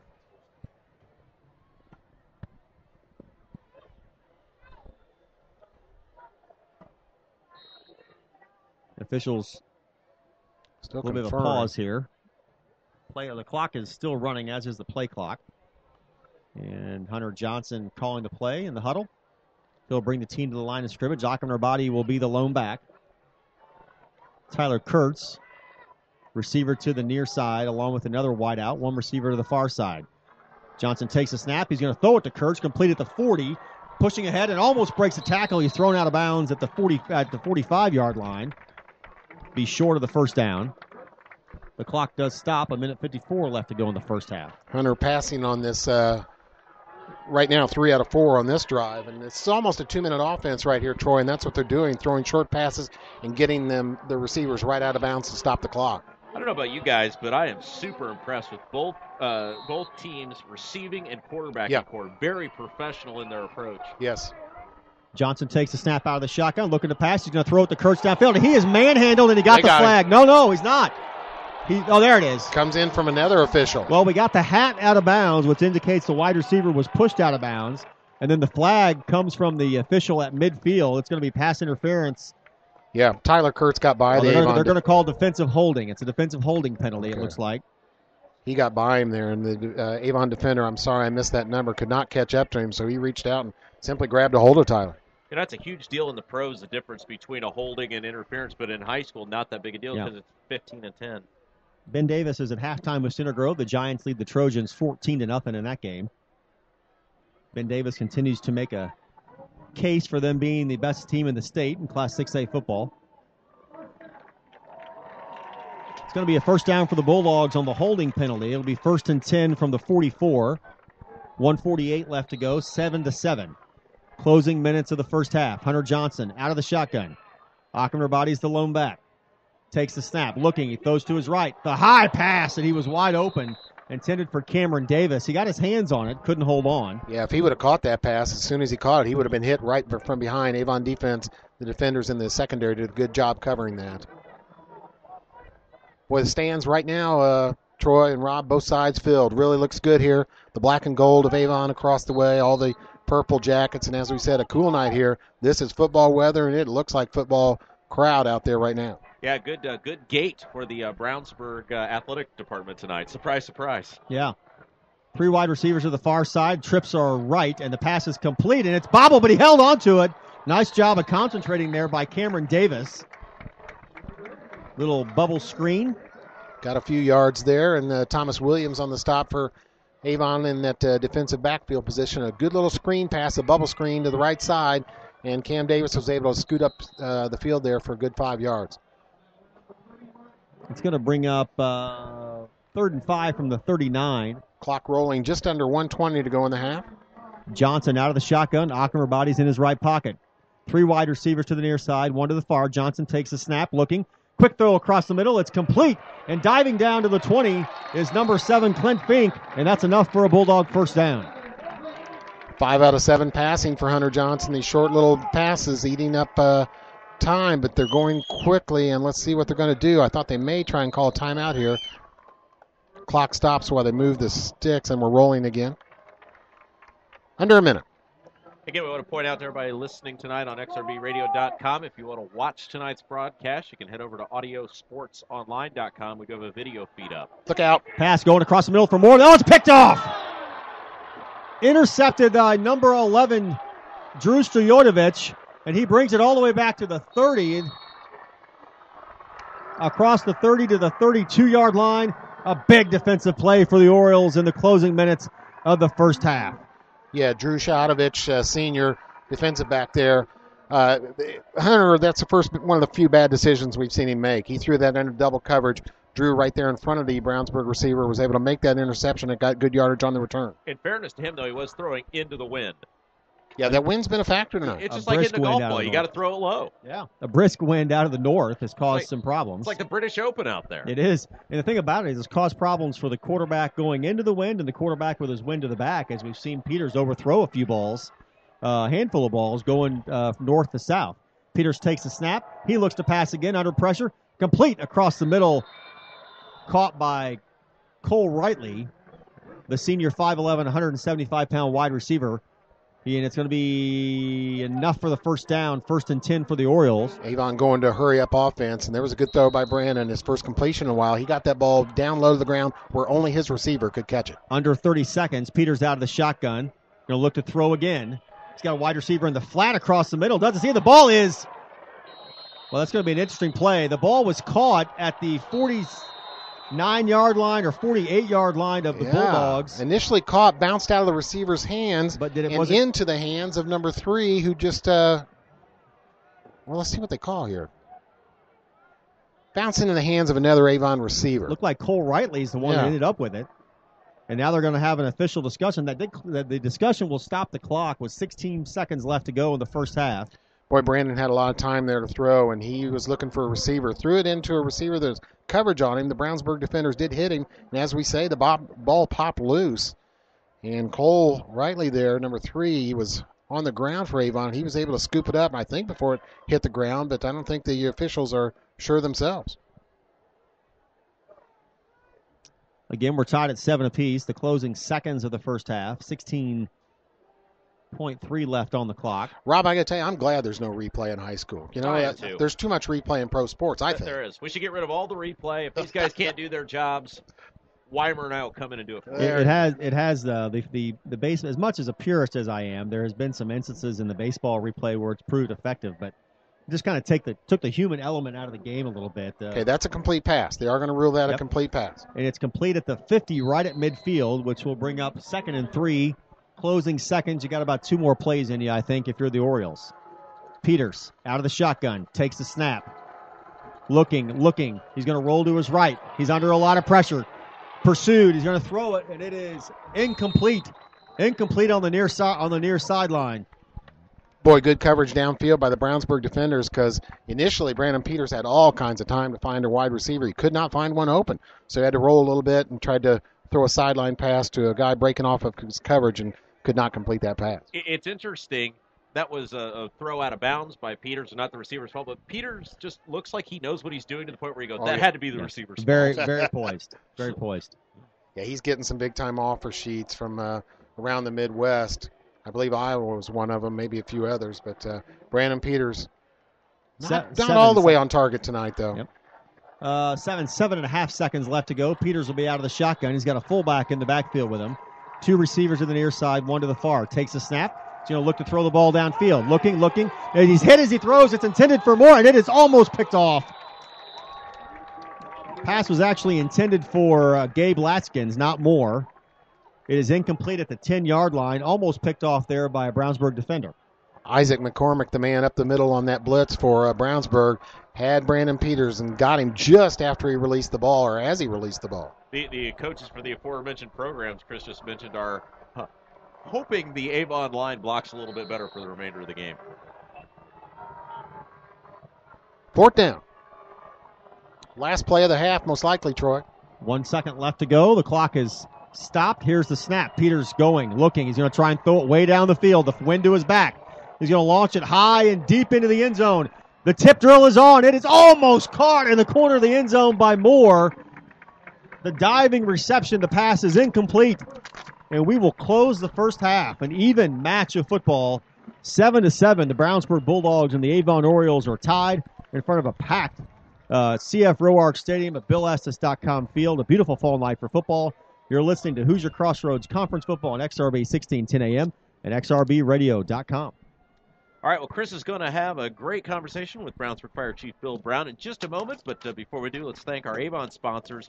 Reynolds Body Shop is a proud sponsor of Avon football broadcasts. They're conveniently located at 4325 West Washington Street in Indianapolis, just 4 stoplights east of 465. Their phone number is 243-2372, and they're open Monday through Friday from 7:30 to 5. Reynolds has been family owned and operated for 30 years, specializing in collision repair. Reynolds Body Shop is also an insurance work specialist. Learn more about them on the web at reynoldsbodyshop.com.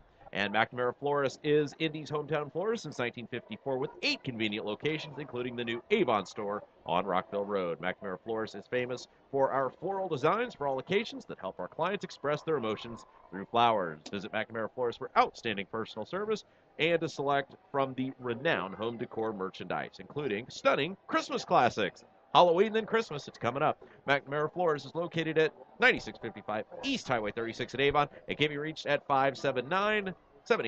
Chris, take it away. Thank you very much, Rob. And as we said, we have a very special guest here at halftime, none other than the Brownsburg Fire Territory Chief, Mr. William Brown. Thank you so much, Chief Brown, for joining us tonight. You know, you're here for the big rivalry game, Brownsburg and Avon. But I imagine when it comes to the fire and public protection business, it's maybe a friendly rivalry with the other department down in Avon and Chief Dan Smith. Is that true? Because I know you guys got to work some, and you train together too. That's true, Chris. I'll tell you, it's just like in athletic sports. You have to work together as teamwork. Even though we're rivals as far as competitive fire departments, we couldn't do our job without them. We depend upon them a lot through mutual aid. And it's just great working with a great fire department, not only Avon, but also Wayne Township as well. Yeah, and Plainfield too, I'm sure, right? And Pittsburgh. Yep. Chief, it doesn't seem like that long ago started, but how many years have you been here now? 2, 3? I'm into starting my I've completed over 2 years here in Brownsburg and enjoying it. And we have a great fire department, fire territory, and we work very well with the school corporation. That's one of the things that I've tried to do as fire chief and work in building a partnership with the Brownsburg School Corporation with Dr. Snap. Sure. And working together. Sure. And I remember you told me, maybe it was a year or so ago, Chief Brown, that you were really starting to love this community that you serve. Is that still the case, or have we worn on you a little bit? No, that's very true. It's heartwarming. And, I just like to tell the residents, if you've not been able to come out to this new stadium since it's been redone and Bill Estes forward, it's GoEstes.com field, and the job that Bill and Andy's done to help promote athletic sports here in the school corporation. I encourage all residents of not only Brownsburg, but the Brownsburg Fire Territory and School Corporation to do so. It's well worth seeing, and it's an enjoyable event. Yeah, especially on a big night tonight. That's a good point, Chief. Now, I just want to go over some Brownsburg Fire Territory structure with you. Of course, you guys have 3 stations. How many firefighters make up the Brownsburg Fire Territory at this point, Chief? Currently, we have 24 firefighters per shift, along with the administration staff of 3 full-time. And then we have a part-time fire marshal and a part-time administrative assistant. So our total employee-based numbers are at 78 personnel. I'll tell you, for a part-time fire marshal, he does a heck of a job. We love Fire Marshal Jones. He's doing a good job. And now, of course, you guys cover all the town of Brownsburg, both Lincoln and Brown townships. And you also have an EMS crew at the home games here, right? That's correct. We try to staff by moving a paramedic ambulance crew in to protect the crowd here, both from any home team players and also to support the fans in case of emergency medical needs. Of course, and I know you're proud of your EMS staff and that crew also. Now, you did add a new ambulance this year, didn't you? We added 2 new ambulances, and then we've also expanded a program. We're the only department in Hendricks County that our medical director has allowed us to do. It's called Rapid Sequential Airway, or paralytics. It's very similar to what an anesthesiologist would do in an OR, as far as paralyzing the patient, especially if they have head trauma or facial injury, so they can establish an airway. And we're very proud of the fact that we are the only fire department that currently provides this service. And it's a lot of time and effort by our paramedics to get that additional training. And they've went out on their own and spent a lot of time in the OR rooms working under anesthesiologists and doctors to be able to get that accreditation. That's a tremendous service to our community here. We have the confidence in that EMS staff, and with those features, they've done a great job. Of course, the sound of Brownsburg on the field right now here at halftime, you heard them. They're putting on their show. And also, I just wanted to ask you, what's the status of the new ladder truck? I think you're acquiring, or maybe it's in service now, a 100-foot ladder truck. Yes, we've placed an order for a new 100-foot aerial ladder. We're not anticipating delivery until next April. We just met with the manufacturer at the end of July, approved the final drawings and all the specifications, and it takes about 6 to 8 months of lead time to build that aerial ladder. It's going to be an E1 100-foot aerial ladder coming out of Ocala, Florida. And we also have been confirmed that we will have it on display at next year's FDIC, which is Fire Department Instructors Conference, held downtown Indianapolis. It draws approximately 30,000 of the top firefighters and EMS personnel and leadership from around the country and throughout the world. So it'll be on display there. That's great. Now, Chief, I get asked, now we know there's some new buildings in Brownsburg, some tall buildings, some apartment buildings, and we're going to look to, of course, as Brownsburg grows and develops. I see that happening in the future. But why does the town of Brownsburg need a 100-foot ladder? Well, currently we have a 75-foot aerial ladder, and we have several new apartment projects. It's on the drawing board. And as I mentioned earlier, it takes 6 to 8 months of lead time, and then it took approximately a year prior to that of doing the specs and then going out and getting the bids and writing the contracts. Sure. So you have to start planning for a good 2 years out in order to be able to accomplish the growth and the expansion that we're beginning to see in Brownsburg Fire Territory. It was interesting. Note, I just spoke with Dr. Snap upstairs prior to coming on the halftime show, and today was count day here at the school. Yeah. And their attendance, they have 225 new students over last year. So that just tells you what the growth is here in the Brownsburg School Corporation. That's right. And it's also higher than Avon and Plainfield at the present time. Yeah, incredible. Yeah, and no doubt a growing community, and we need a good growing Brownsburg Fire Territory crew to cover that, which we feel we have.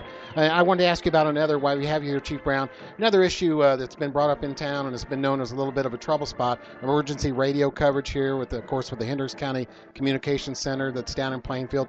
We did have some dead zones or some problem areas for radio communications and emergency communications within your department, but I have heard that you have taken an active role with the Hendricks County Communication Center, along with our Chief Mike Dove of the Police Department, and we have some new equipment coming that you feel is going to solve that problem. Is that right? That's correct. I currently sit as the president of the Hendricks County Communications Operations Board, along with Chief Dove, who's a member of that board. And one of our goals coming in was to get a new tower out here in Brownsburg to increase the radio coverage. We just had a meeting today with the project manager who's going to oversee that project. We'll be meeting next Tuesday with the operations board, and then we're recommending the governing board to proceed with hiring that project manager. And by December 1st, they will secure a contract with Motorola to start the installation of that tower and 12 new consoles, so that by next spring we have to have all that new equipment and infrastructure in place so that we can go on as the state upgrades their public safety communication system throughout the state of Indiana that we're tied into. Yeah, well, that's terrific. And, I mentioned our Chief Dove. Of course, we're very proud of Chief Mike Dove as our police department. That's one thing I've noticed here, Chief, between yourself and Chief Dove, also the Brownsburg Fire Territory employees and firefighters, your whole staff, and the Brownsburg Police Department is such an increased spirit of cooperation between you two. And if between the two departments, if you talk about that just for a minute, I think it's great. Well, thanks, Chris. That was one of the initiatives too. When I came out here, I reached out to Chief Dove, and there was no turf battles. We established that very quickly in our relationship, and public safety is priority one for us here in not only the town of Brownsburg and the fire territory.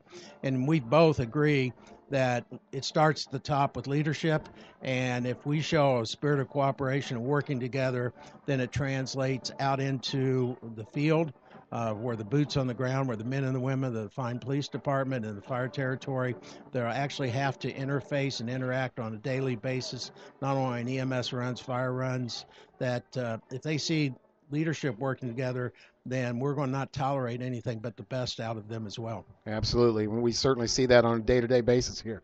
Now, Chief, I want to ask you got a big event coming up here tomorrow, 9/11. I know you and your department, the fire territory, a big part of this. 9/11 Memorial Fundraiser tomorrow. Car show. There's a lot going. This event, I think it's in its second year. We had a big crowd last year, but it's going to be a big event tomorrow, and that's at Williams Park. Talk a little bit about tomorrow's event. Well, as you know, we have a piece of steel from the World Trade Center that several years ago, some of our firefighters went to New York and worked with the Port Authority to secure that piece of steel beam to put in a memorial. We worked with the Parks Department. We've secured land in Williams Park to build that memorial. Now we're in the fundraising stages. We've also had the final drawings working with some of the local architects and businesses here in the community. So tomorrow's just another part of the fundraising. We're getting ready also to start a capital campaigns drive. But tomorrow's event, as you mentioned, is the second year for the car show. We've also added a 5K run, walk. That kicks registration for that's at 9 a.m. tomorrow, and with the kickoff at 10 a.m. Also, not only the car show, there's family events for the kids, bounce houses, pony rides. Just bring out, what we're doing is encouraging the people of the community to come out and support not only the parks, but also to support the fire territory and help us with our fundraising efforts as we move forward to get this memorial built, and in memory of not only the 343 members of the FDNY Fire Department who lost their lives on 9/11, but also the people that lost life at the Pentagon and also there at Shanksville, Pennsylvania, in the aircraft disaster. Yeah, and it's a beautiful design, folks. If you haven't seen it for the memorial, it is available online. You can just simply search Brownsburg 9/11 Memorial, and it's a beautiful thing to see. And we hope that event goes well for you, Chief. We want to thank you for joining us here, this community, and those of us that know you. We're very proud of you, Chief William Brown. We hope you're here for a long time. Thanks again for joining us tonight at this big game. Well, thank you, Chris. And just one quick plug, if I could get in, sure, for the listeners, if they would like to contribute financially to the memorial, they can go online at www.hendrickscountycf.org. That's the Hendricks County Community Foundation's fund, and we do have a link to that website and make a contribution that way. So thank you again for having me on the show, and go Dogs. Out of the way, Chief Brown. Thank you.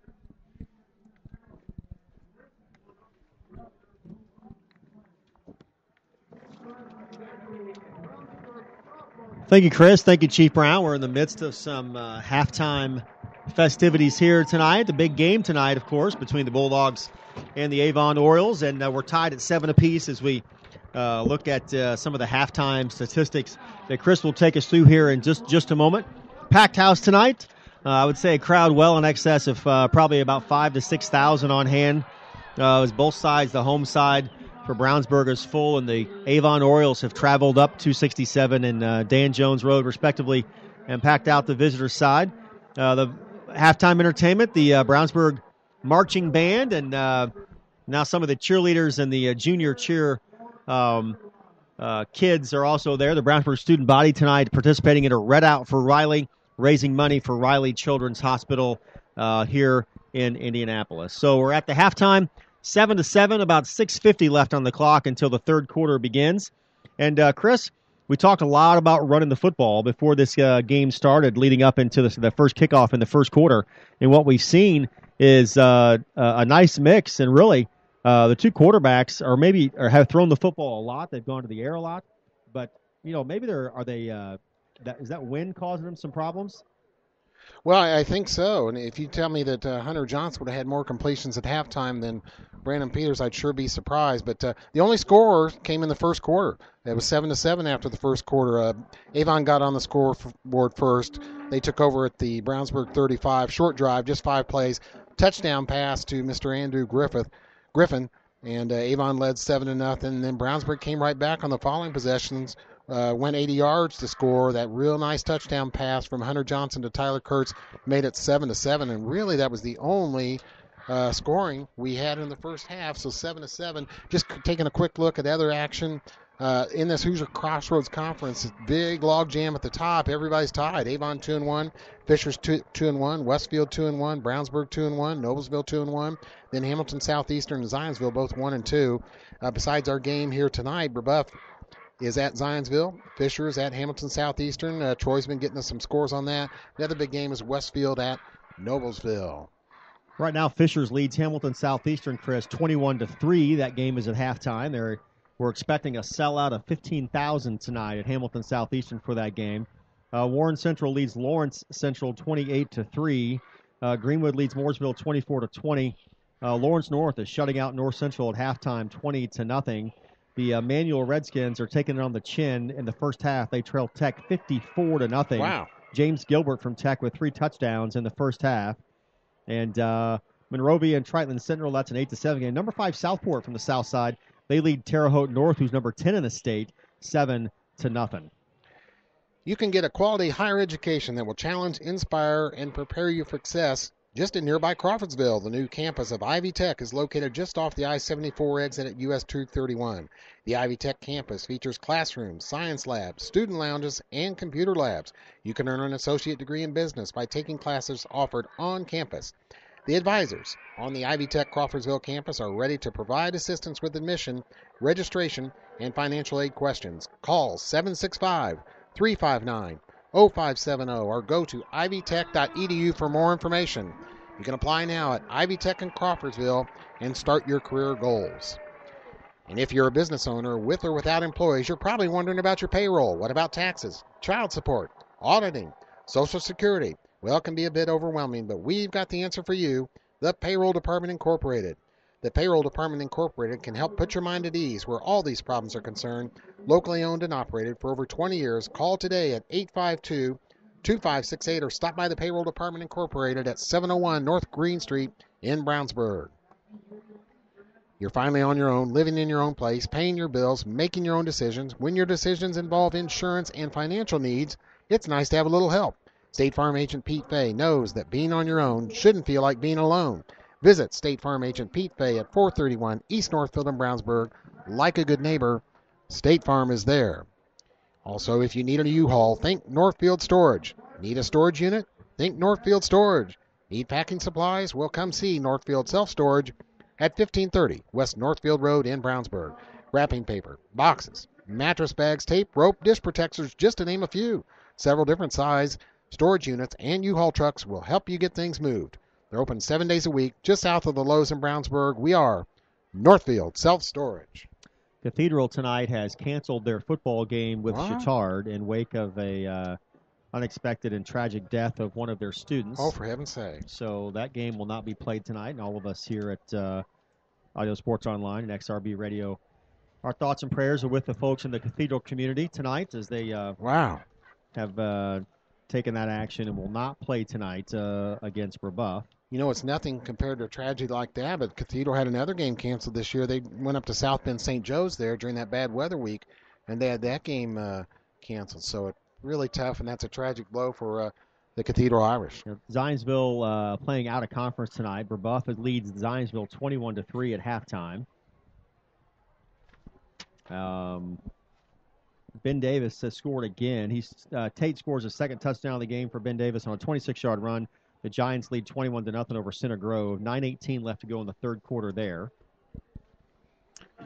I tell you, Troy, this game up for grab right now. 7-7 at halftime. Of course, as we talked about coming into this game, Avon 2-1. Now, next week after this, Avon will be at Whiteland, 5A school. So, like Brownsburg did in playing at Franklin, they're going to take on Whiteland down there. And Whiteland always a tough football school. Brownsburg, after this game here at home against Avon next week, very tough challenge for Brownsburg. They will be at Fishers. Whiteland is the largest school district, Clark Present schools in all of Johnson County. Yeah. And they a lot of population growth there in and around the Greenwood community and south. That all those kids and those families and their kids are going to Whiteland schools, and that program is expanding and getting more successful both in basketball and football over the last few years. Well, it looks like Avon making their way back out on the field. Brownsburg, too, we're just about set for second half action here, Troy. Tied up at 7 apiece. The clock shows us we're under a minute until we bring everybody to back onto the field. The teams are coming on. Avon has come out of the locker room, as Chris said. The Bulldogs are partially on the field doing some kind of stretching and some halftime warm-ups. We did mention tonight that it is red out for the student section to benefit Riley Children's Hospital. That's the festivities going on the field as well. And it's, again, 7-7. We'll be back with the second half in just a moment. You're listening to Hoosier Crossroads Conference Football on XRB 1610 AM and XRBradio.com. Panuni's Pizza and Wings in Brownsburg has something for everybody, and you don't even have to leave home. Call 286-3500 for free delivery to Pittsboro, Claremont, North Avon, and all of Brownsburg. Specialty pizza, calzones, breadsticks, and cheese bread all made in-house with Panuni's own hand-tossed dough. Not to mention Panuni's jumbo wings. Tell them you heard it from XRB and get 10% off your order. Check out their Facebook page for specials. They're open Sunday through Thursday, 11 a.m. to 9 p.m. Friday and Saturday open until 11 p.m. Locally owned Panuni's Pizza and Wings on 1447 East Main in Brownsburg. When plumbing problems arise, do you want a plumbing company with an impressive truck or fancy jingles? Well, of course not. You want your problems solved quickly and at an affordable price. At Westside Plumbing, we understand you want a plumber who is honest, respectful, and knows how to fix the problem. Westside Plumbing provides fast, professional plumbing service 7 days a week. When you invite Westside Plumbing into your home, be assured they'll be knowledgeable, timely, and will give your home the respect it deserves. Honesty, integrity, and respect. That's what you get when you call Westside Plumbing at 445-8399. That's 445-8399. Westside Plumbing, serving Brownsburg and all of Hendricks County. Call them today at 445-8399.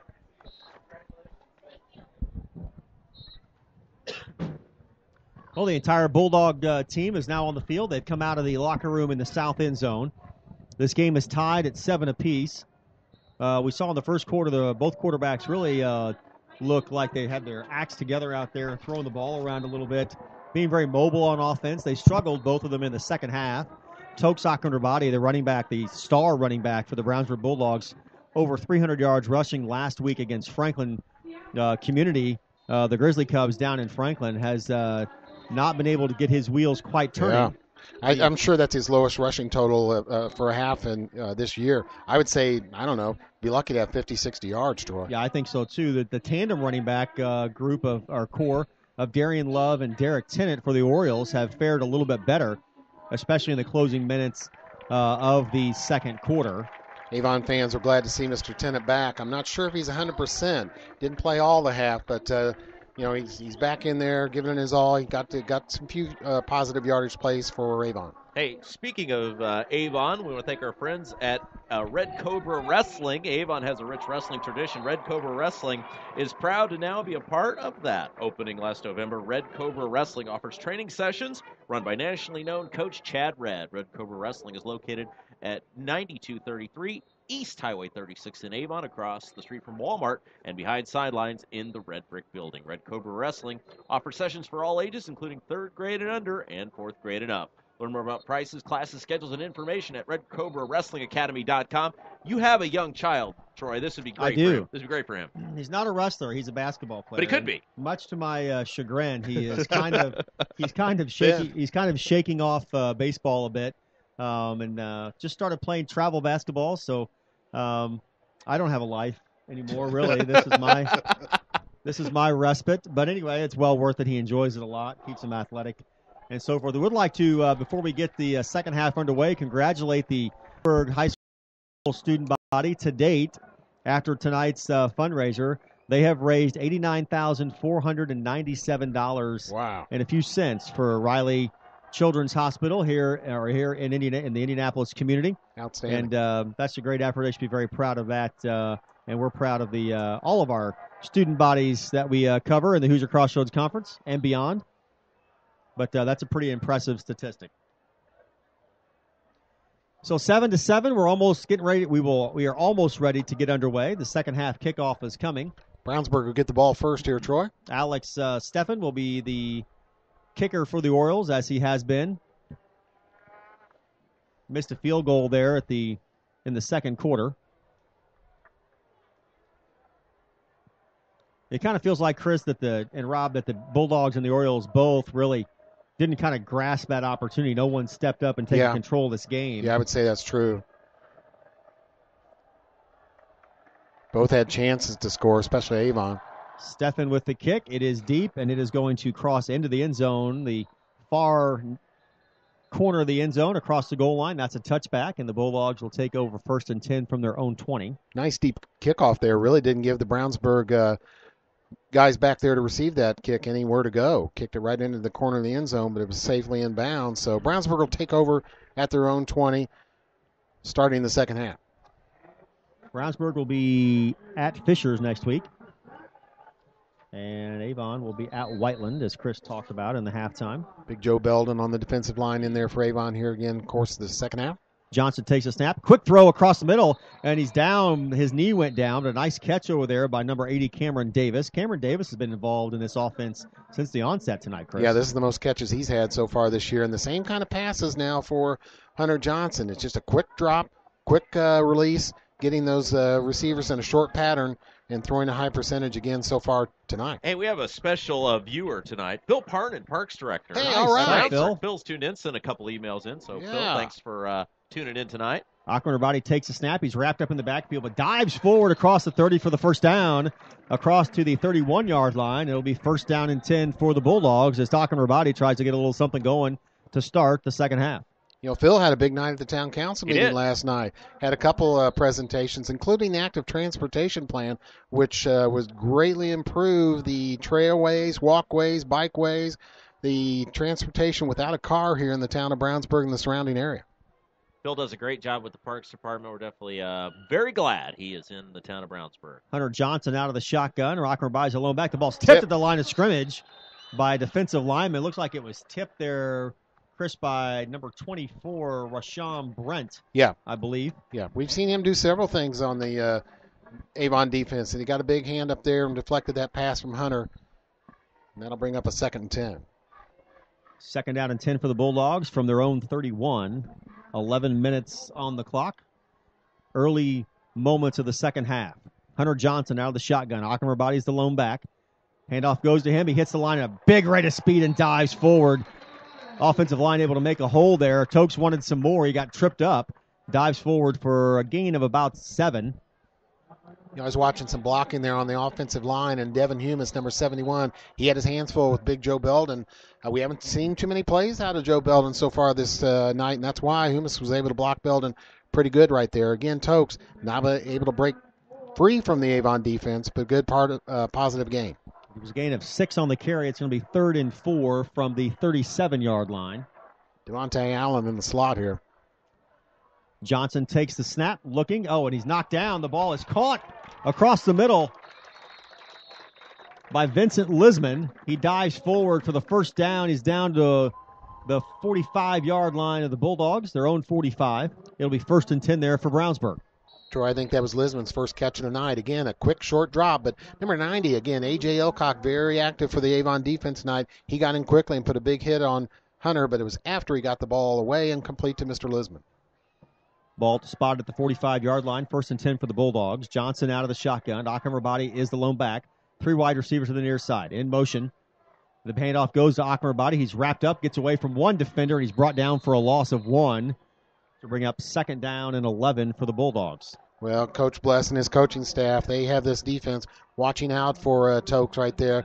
Again, Rashawn Brent got in there, number 24, got the first hand on Tokes, and then the other Avon defenders were able to wrap him up. Yet to see Tokes break loose here. Nose of the football is at the 44-yard line of the Bulldogs. They've got it there, 2nd down and 11. 3 wide receivers to the near side, 1 to the far. Johnson out of the shotgun. He's going to pass. Looking, and it is incomplete, intended on the near side for Tyler Kurtz. 2 out of 4 passing on this possession so far for Hunter. That was a missed throw.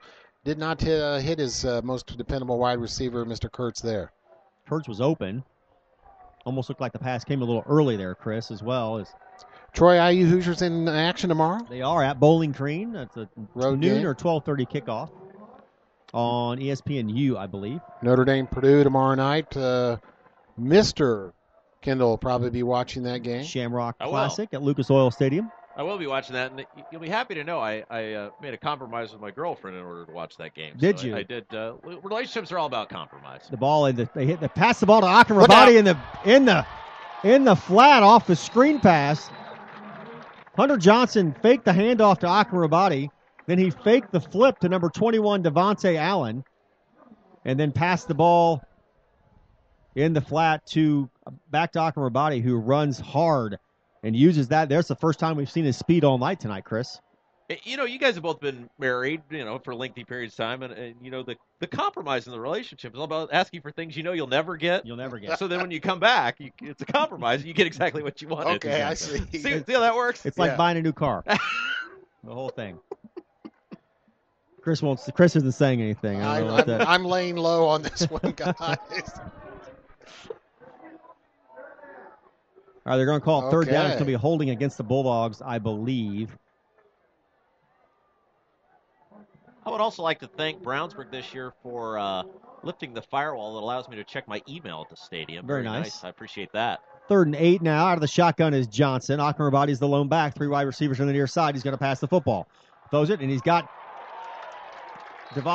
Cameron Davis complete for the first down, diving ahead to the 40-yard line of the Orioles. It'll be 1st and 10 there for the Bulldogs. Well-designed play there by Brownsburg, because Cam Davis, he knew where that first down marker was, and he stopped his route just beyond that marker, and Hunter Johnson hitting with a sharp pass there to the right side. First down, Brownsburg.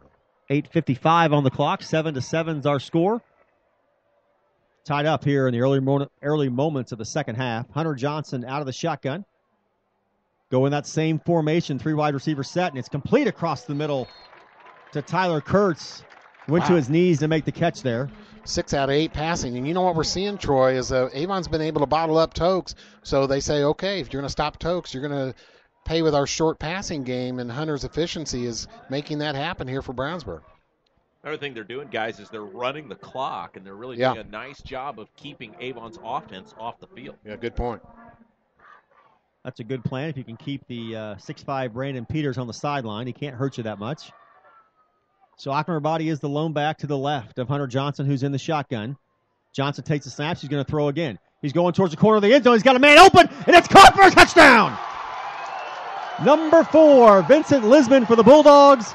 And that, Chris, was a nice pass. Boy, it was. He laid it up there beautifully over the head of the Avon defender, Lisman. A little guy, but boy, he can play big at times, and that was not an easy catch at all, Troy. He had to go over his shoulder, brought that one down, and again, a beautiful pass by Hunter. There we see his development over the summer as a thrower. 13-7, the extra point coming. Number 16, Jose Hacker on to kick for the Bulldogs. And Clint Fink will hold. Clint Fink's the all-purpose guy, right? Yes. Offense, defense, special teams. Kick is up, and it is good. I think he is perfect on extra points this year. I'll check that in a minute. Yeah, I don't recall him missing. So at 8 minutes left to go in the third quarter, your score, the Bulldogs 14, the Orioles 7. You're listening to Hoosier Crossroads Conference Football on XRB 1610 AM and XRBradio.com. Did you know Nelson Jewelers in Brownsburg has been serving Hendricks County and the west side of Indianapolis with an extensive selection of finer diamonds and gemstones since 1958? Nelson Jewelers is a family-owned jewelry store specializing in unique jewelry, jewelry repair, appraisals, and watch repair. Nelson Jewelers is conveniently located in downtown Brownsburg, just across from the Hendricks County Bank. Visit Nelson Jewelers for all of your jewelry needs at 22 East Main Street and online at nelsonjewelers.com. A little out of the way, very much out of the ordinary, and I visited their store just this week. Dropped off a wedding band for a little resizing there. Nice. And got taken care of very fast, efficiently. Good price. We're going to pick that up this week. Check out the repair operation, but I know it's going to be good. We did talk to Mr. Jeff Nelson, thanked him for his sponsorship of Brownsburg sports here and all the sports on XRB. They do a fantastic job. Of course, they've been in town for a long time. Yep. Nelson Jewelers. Hey, good job, Chris. And we do want to remind everybody there's a big event coming up 1st of October at the Brownsburg Town Hall at the lawn there. October 4th, to be exact, the Pumpkin Smash Bash. Yeah. All the proceeds for that going to go to benefit the before and after school enrichment program Brownsburg Parks puts on. So check out more. You can learn more at brownsburg.org about the Pumpkin Smash Bash, which Troy call the play, and then I'll take care of the rest of this. Chad Carmichael receives the kick and then by Jose Hacker, and he is crushed at the 20-yard line, upended, and kind of a extravagant tackle there that brought the Brownsburg fans to their feet. So that's where the Orioles will take over. 1st and 10 from their own 20. They trail 14-7.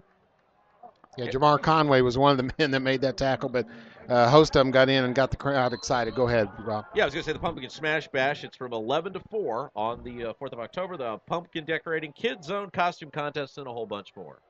Brandon Peters is under center, takes the snap, the handoff to the back, going across to the far side, across the 20 down to the 23-yard line. Carrying the football there was number 23, Darian Love. He was the starting running back tonight. He has shared duties with Derek Tennant, who we expected to be out with an injury. He has been the starting back for the Orioles this year. You know, guys, I think this is an important possession for Avon right after that big score by Brownsburg. 14-7, they lead. Brownsburg leads. 7:30 left in the half. I think Avon needs to answer that score here. 2nd and 7 from their own 23 for the Orioles. Peters under center, takes the snap. The handoff goes to Darian Love again, and he has dropped at the line of scrimmage. Sam Hoffa with the tackle. Sam playing a good linebacker spot in there. Not much of a gain there for Brownsburg. Brownsburg defense, for Avon, Brownsburg defense doing a good job. Number 97, Joshua Thompson, has checked in for the game. Checking out Ricky Clark. Ricky Clark is 5'10", 295 defensive lineman for the Bulldogs. He is just a sophomore. Matt Moore in a slot. Matt Moore has not had a big game that we thought he would this week. Let's see if he gets the ball here.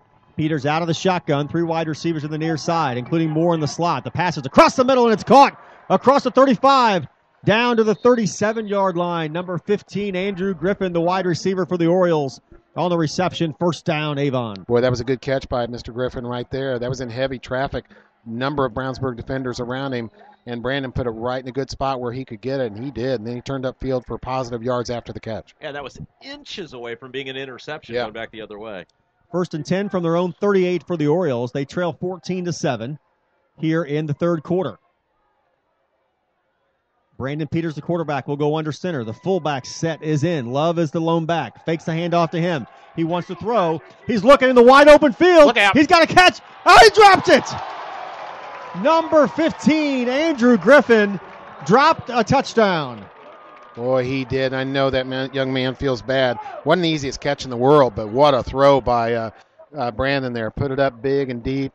Griffin was underneath it, over the shoulder, could not haul it in after his pass the Brownsburg defender. Well, the Bulldogs secondary getting together for a huddle there. They were definitely beat on the play badly. Yeah. No help coming from the deep backs in the secondary. Boy, that's a shame, Troy. That was a beautiful ball by Brandon. Threw that high and deep. Threw it about 40 yards in the air, almost 50 yards in the air. Peters takes a snap out of the shotgun. He's going to throw again. It's picked off. Going the other way. Down the far sideline to the 20. Cutting back to the 10. He's brought down there.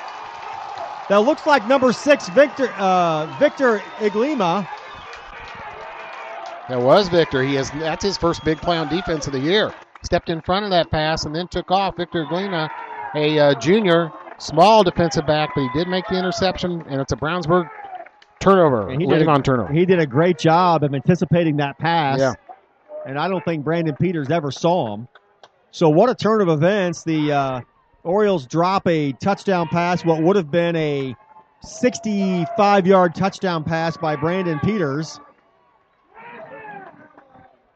And the next play, it's an interception, and here come the Bulldogs. It'll be 1st and 10 from the 13 of the Orioles. Interesting play call here. Let's see on first down. Do they try and get Tokes going in this great field position? Tokes is the lone back, takes the handoff, and he's down to the 10. Short gain on the play, about 3.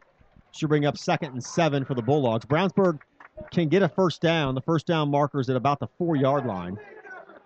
Rashawn Brent again for Avon, tackle on that interior line. He's had a good game. Again, Tokes cannot break free. Well, talking about a game of inches, guys, Avon goes from a surefire touchdown to potentially going down 2 touchdowns in a matter of seconds. Yes. Johnson takes a snap, looking, and he is caught! Wow. And down at the 2-yard line. I got to tell you, that was great pass coverage there, but the catch is by Tyler Kurtz. And the Avon defender did everything he could, but tipped the football.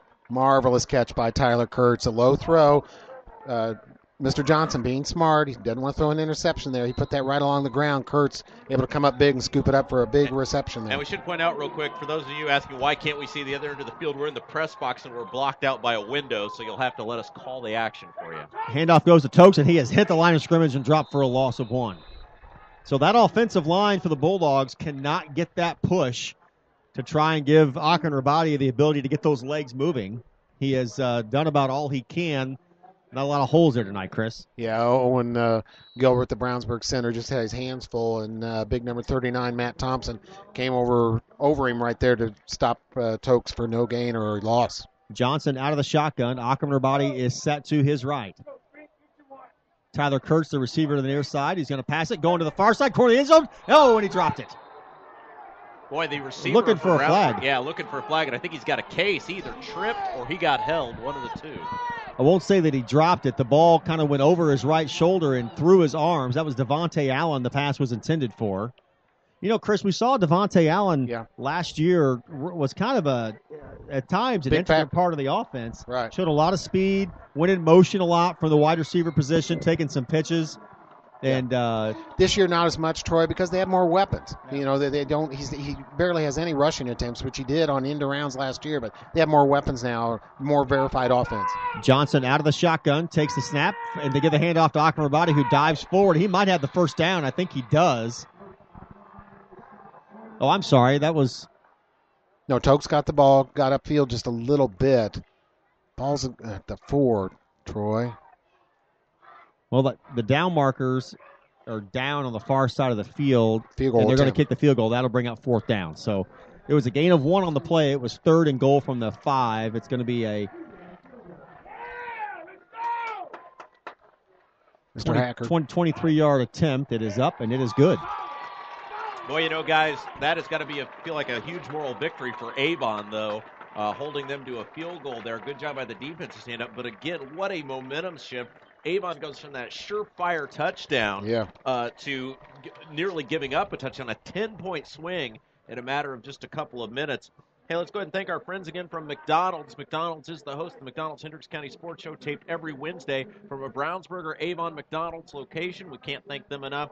Here are the conversations with head coach Mark Bless as well as Brett Comer. You can show up every Wednesday. Coming up next Wednesday, they're going to be back at the Avon store up 267, located right next to Kroger there. And so join J.P. Sinclair, the host of the show. Chris also heads out there as well to add some great commentary and a bevy of guests. You can hear that on XRB Radio Friday nights right before varsity football. 17-7 our score here. The Fishers Tigers, Campbell with a 41-yard touchdown run puts the Tigers up 27-3 over HSE. That is midway through the third quarter. And then some county action. Colton Jobe goes in for his second 2-yard touchdown run of the half. 11:32 left to go in the fourth there, and Tri-West leads Danville 28-6. 28-6 Tri-West. I'll bet you our buddy Jake Hendershot's had a hand in Tri-West scoring. The ball goes out of bounds. It'll be a procedure penalty against the Bulldogs, and the Orioles will take over at their own 30. 4:02 left to play in the third quarter. The Bulldogs lead at 17-7. You're listening to Hoosier Crossroads Conference Football on XRB 1610 AM and XRBradio.com. Need a U-Haul? Think Northfield Self-Storage. Need a storage unit? Think Northfield Self-Storage. Need packing supplies? Come see Northfield Self-Storage at 1530 West Northfield Road in Brownsburg. Wrapping paper, boxes, mattress bags, tape, rope, dish protectors, just to name a few. Several different size storage units and U-Haul trucks will help you get things moved. Open 7 days a week, just south of Lowe's in Brownsburg. That's Northfield Self-Storage. Here come the Orioles. Brandon Peters out of the shotgun, fakes the handoff. He's going to throw, rolls to his left. Pass is complete at the 40. Diving forward to about the 43-yard line is number 15, Andrew Griffin, with the reception. It'll be second down and short for the Orioles. I do want to mention that field goal there by Brownsburg kicker Jose Hacker. We talked about coming into this season, Troy, and I know you mentioned it too. Brownsburg had tremendous field goal kicking the last few years by Brandon Dowers. Who's going to replace him? Well, it's Jose Hacker. He's now 3 out of 3 on field goals this year. Be second and 2 from their own 43 for the Orioles. Peters out of the shotgun. Handoff goes to the back. Cuts across. Nice move at the 45. And diving across midfield there is number 23, Darian Love. Yeah, they pulled a guard out there, and the pulling guard, big number 74, Nazo Nabandi, and he got a good block. And Mr. Love able to cut off of it and gain positive yards and a first down for Avon. Guys, I should point out, if I knew my own schedule better, I would have promoted this a long time ago, but we've got the JV game at Avon tomorrow. Oh. Brownsburg and Avon JV tomorrow, 10 a.m. Right. And that's me calling the game, so congratulations to me. The traditional JV 10 a.m. start after the late Friday night game. Glad I looked at the schedule. Peters out of the shotgun, gives the ball to Love. Tries to get to midfield. He's dropped for a loss, and they're going to be a flag come in on the play. That's probably going to go against the Bulldogs. Maybe a face mask. I'm not sure, Troy. What it looks like. Isaac McCormick, big number 49, was in on that tackle, and he may have grabbed a piece of face mask. Let's see what they call. They're going to call a hold. It's going to be against Avon. Oh, it's How about against that? Avon. Flag came in a little bit late. Actually, as they were going to the ground or on the ground. So the penalty will push back the Orioles. It was first and 10 at the 50. Love was dropped for no gain. Joshua Thompson and the ever-present Mr. Bryce Toll come in now for Brownsburg defense. So defensive holding or offensive holding, a 10-yard penalty makes it first and 20, pushes the Orioles back to their own 40. And that's where Brandon Peters will take over. The fullback is in. The lone back is Love. Peters will be under center, 2 wide receivers to the near side. Takes the snap, fakes the handoff to Love.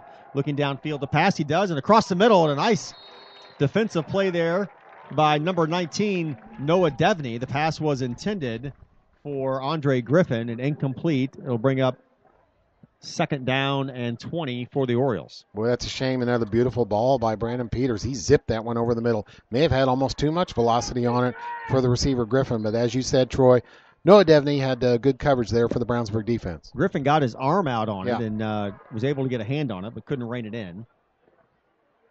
Peters will go out of the shotgun. I'm sorry, it's at Avon? Yeah, you want to come? Yeah? Dude. We got to get over to that Williams Park event, though, too. Well, we do. All of us do. I feel like we'll be done by noon, though, okay. So we can easily make it in time. Peters slides across the 40-yard line as he looks to pass the ball. He had three receivers to the near side in the bunch formation over here. Trips right and could not complete the pass. It's going to be a short gain on the play as he decides to keep it and take off. Checking into the game defensively for the Bulldogs, number 77, Jake Trout. 6'5", 210 pounds. The defensive lineman's a senior.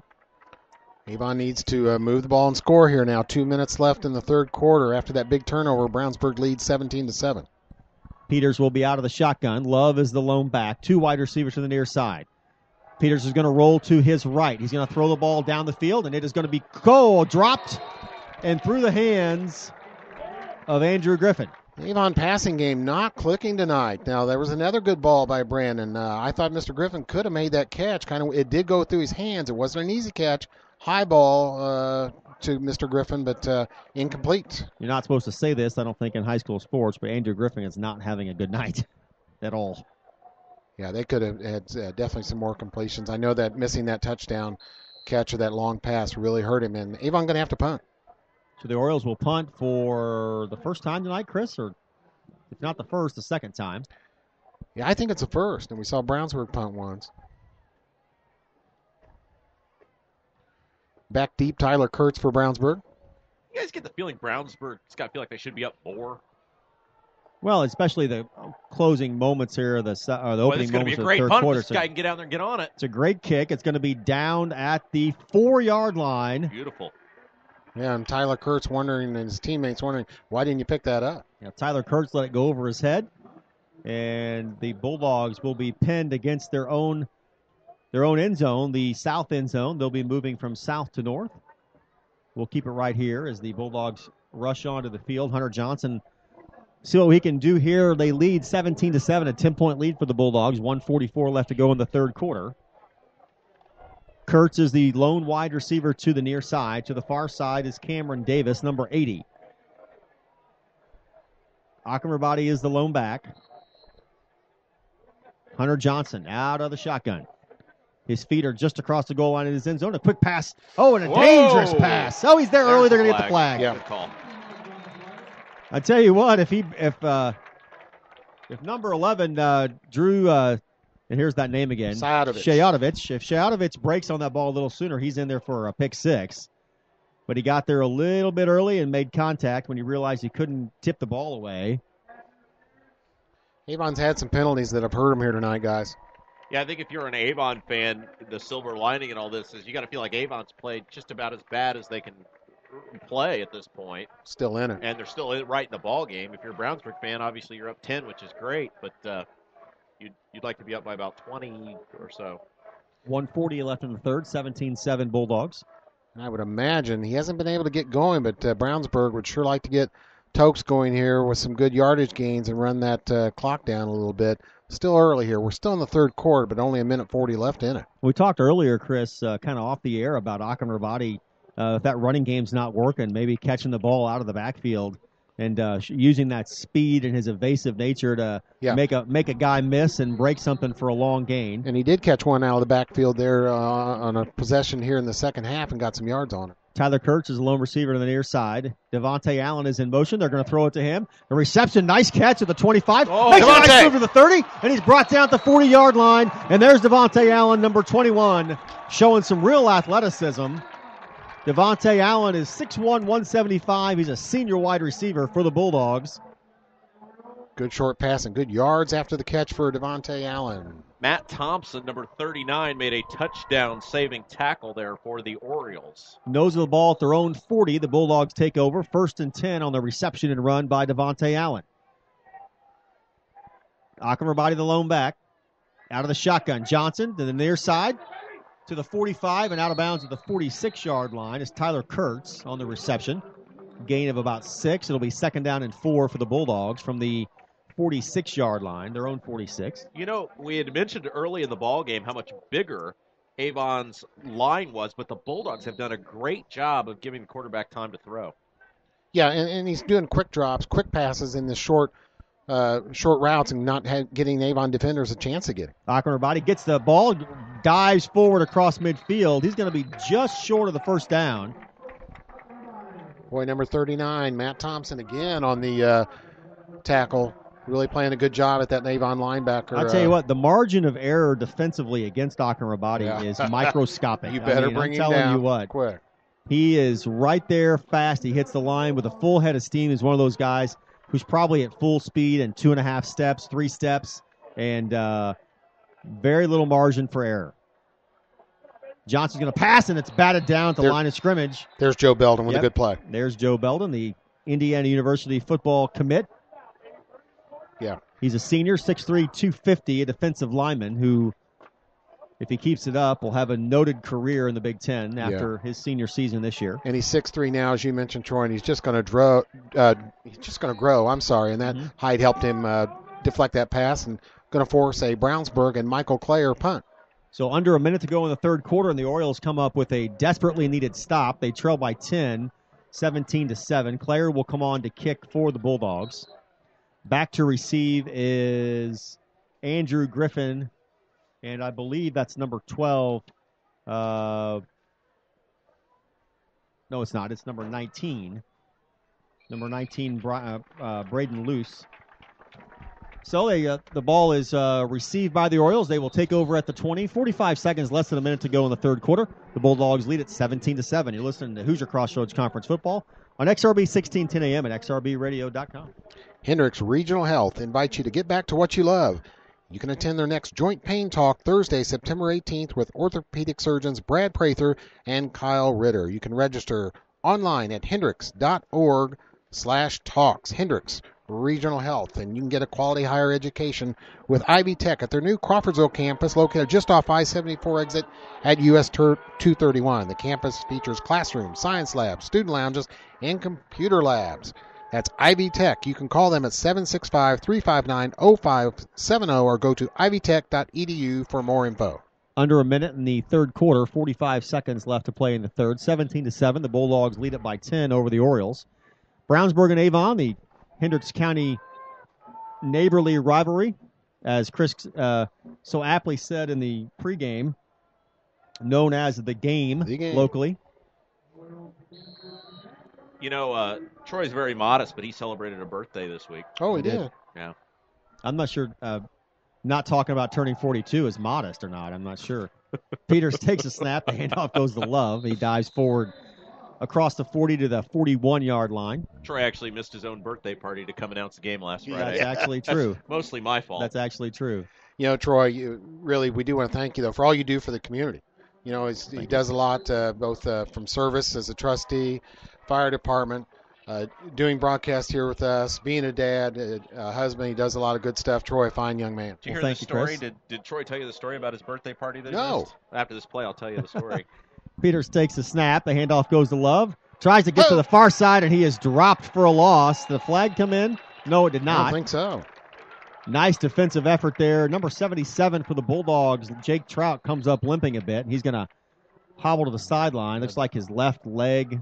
Maybe he's got a cramp or got a knee there, and they're going to have a timeout. The trainers are going to go out and take a look at him. Isaac McCormick was the man on the tackle. Go ahead. What happened with this birthday? Troy's wonderful girlfriend tried to throw him a surprise party. She was going to do it on Friday night, and she called me and tried to get me to tell Troy that something else was going on or whatever. And I said, I'm not going to do it.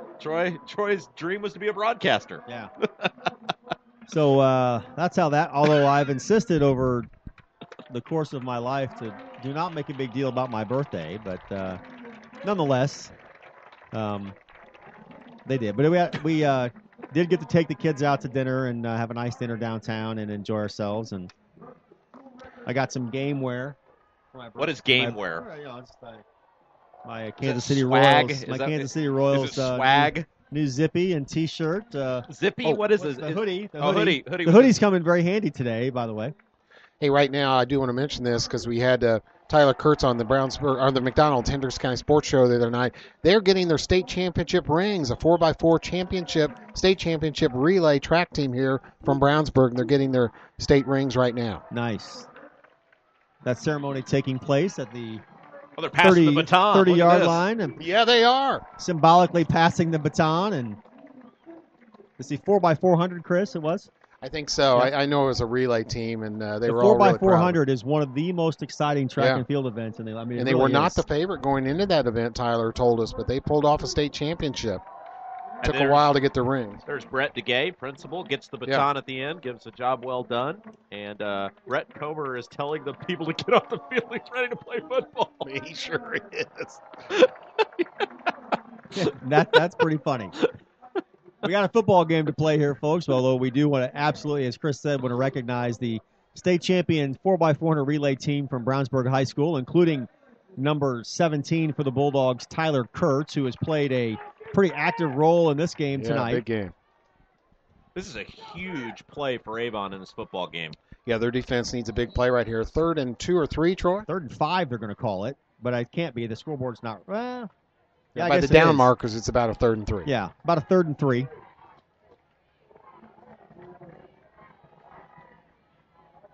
No, it's going to be 3rd and longer than that. I'm sorry, Yeah. we're going the other way. 3rd and 8. Yeah. 3rd and 8. 3rd and 8.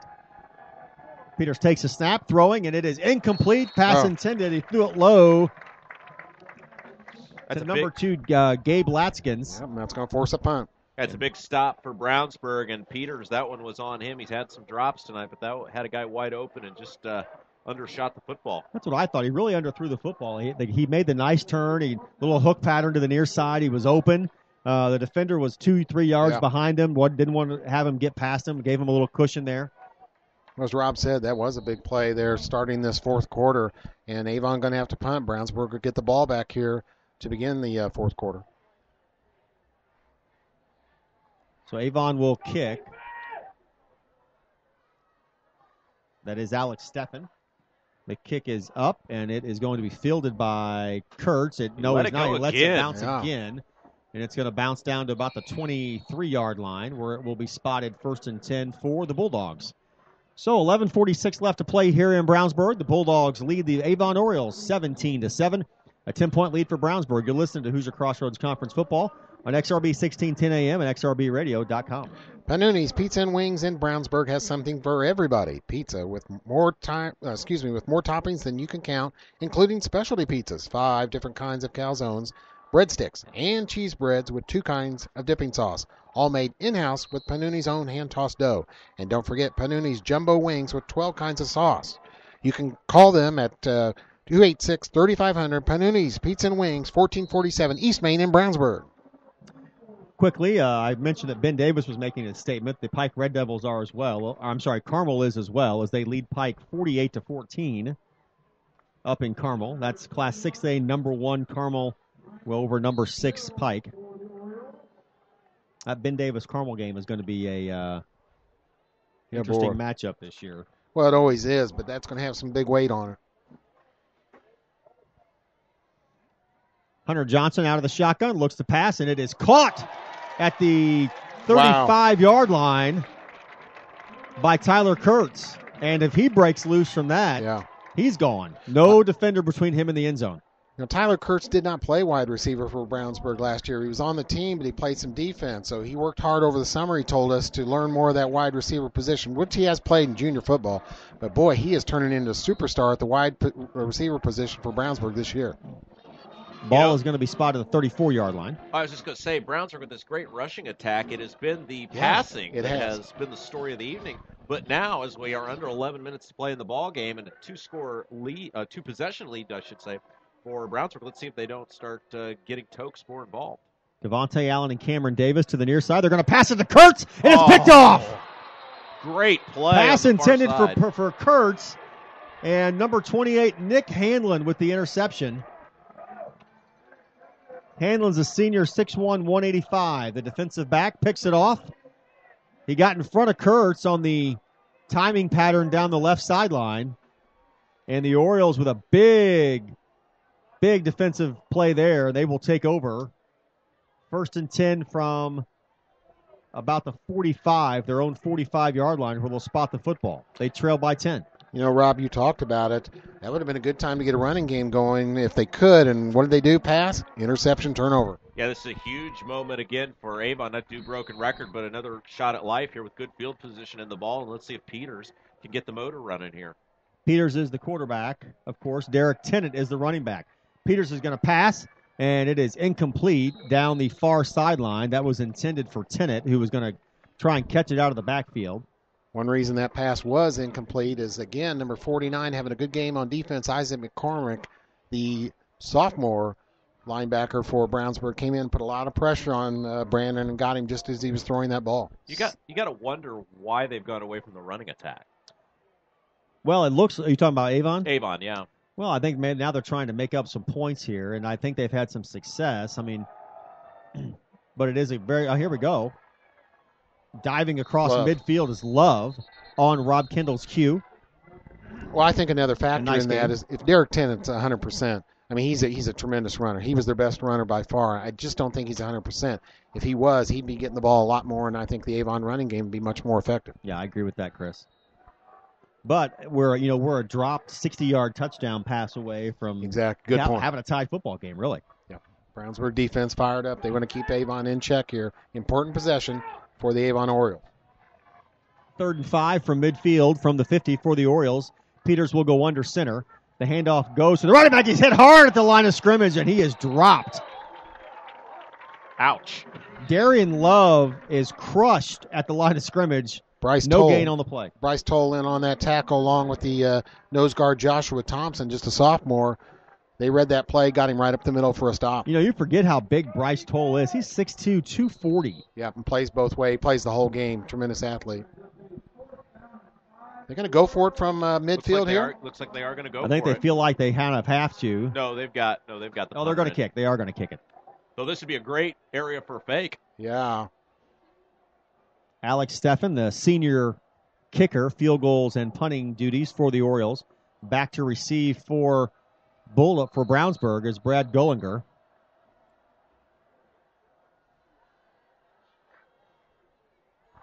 And Whistle the officials went. call They're looking timeout. at things here.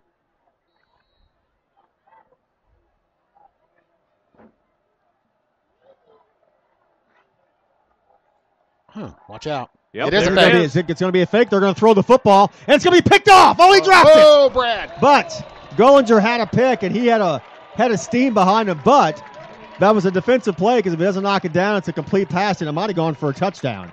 Yeah, it was. Rob smelled out that fake coming. They had a man go in motion right before the snap, and that kind of tipped things off too. But they snapped it short, throw over the middle, and Brad Gollinger was back to receive that punt. He had his eye on that interception all the way, just couldn't corral it. The pass was thrown by Shayatovich. Should have been a high school football coach. It should have been. Shayatovich was the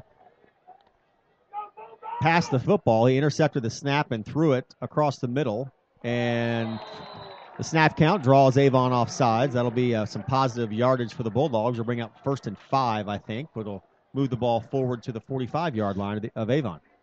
Avon defenders saying they were drawn offside. Maybe a Brownsburg man moved, but I think that's going to go against the Orioles. Yep, neutral zone infraction, offsides against Avon. It'll bring up 1st and 5.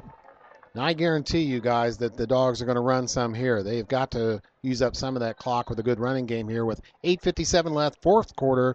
Brownsburg leads 17-7. Yeah, if you're Avon, you're 8-9 guys in the box here because you got to get some stops, and the clock now becomes an issue. And you got to think about Tyler Kurtz. He has shown that he can outrun his defender there on the far side. Akmer is the lone back. That play looked very slow evolving, and Tokes is in trouble, and he's going to have to take a loss of about 2 yards.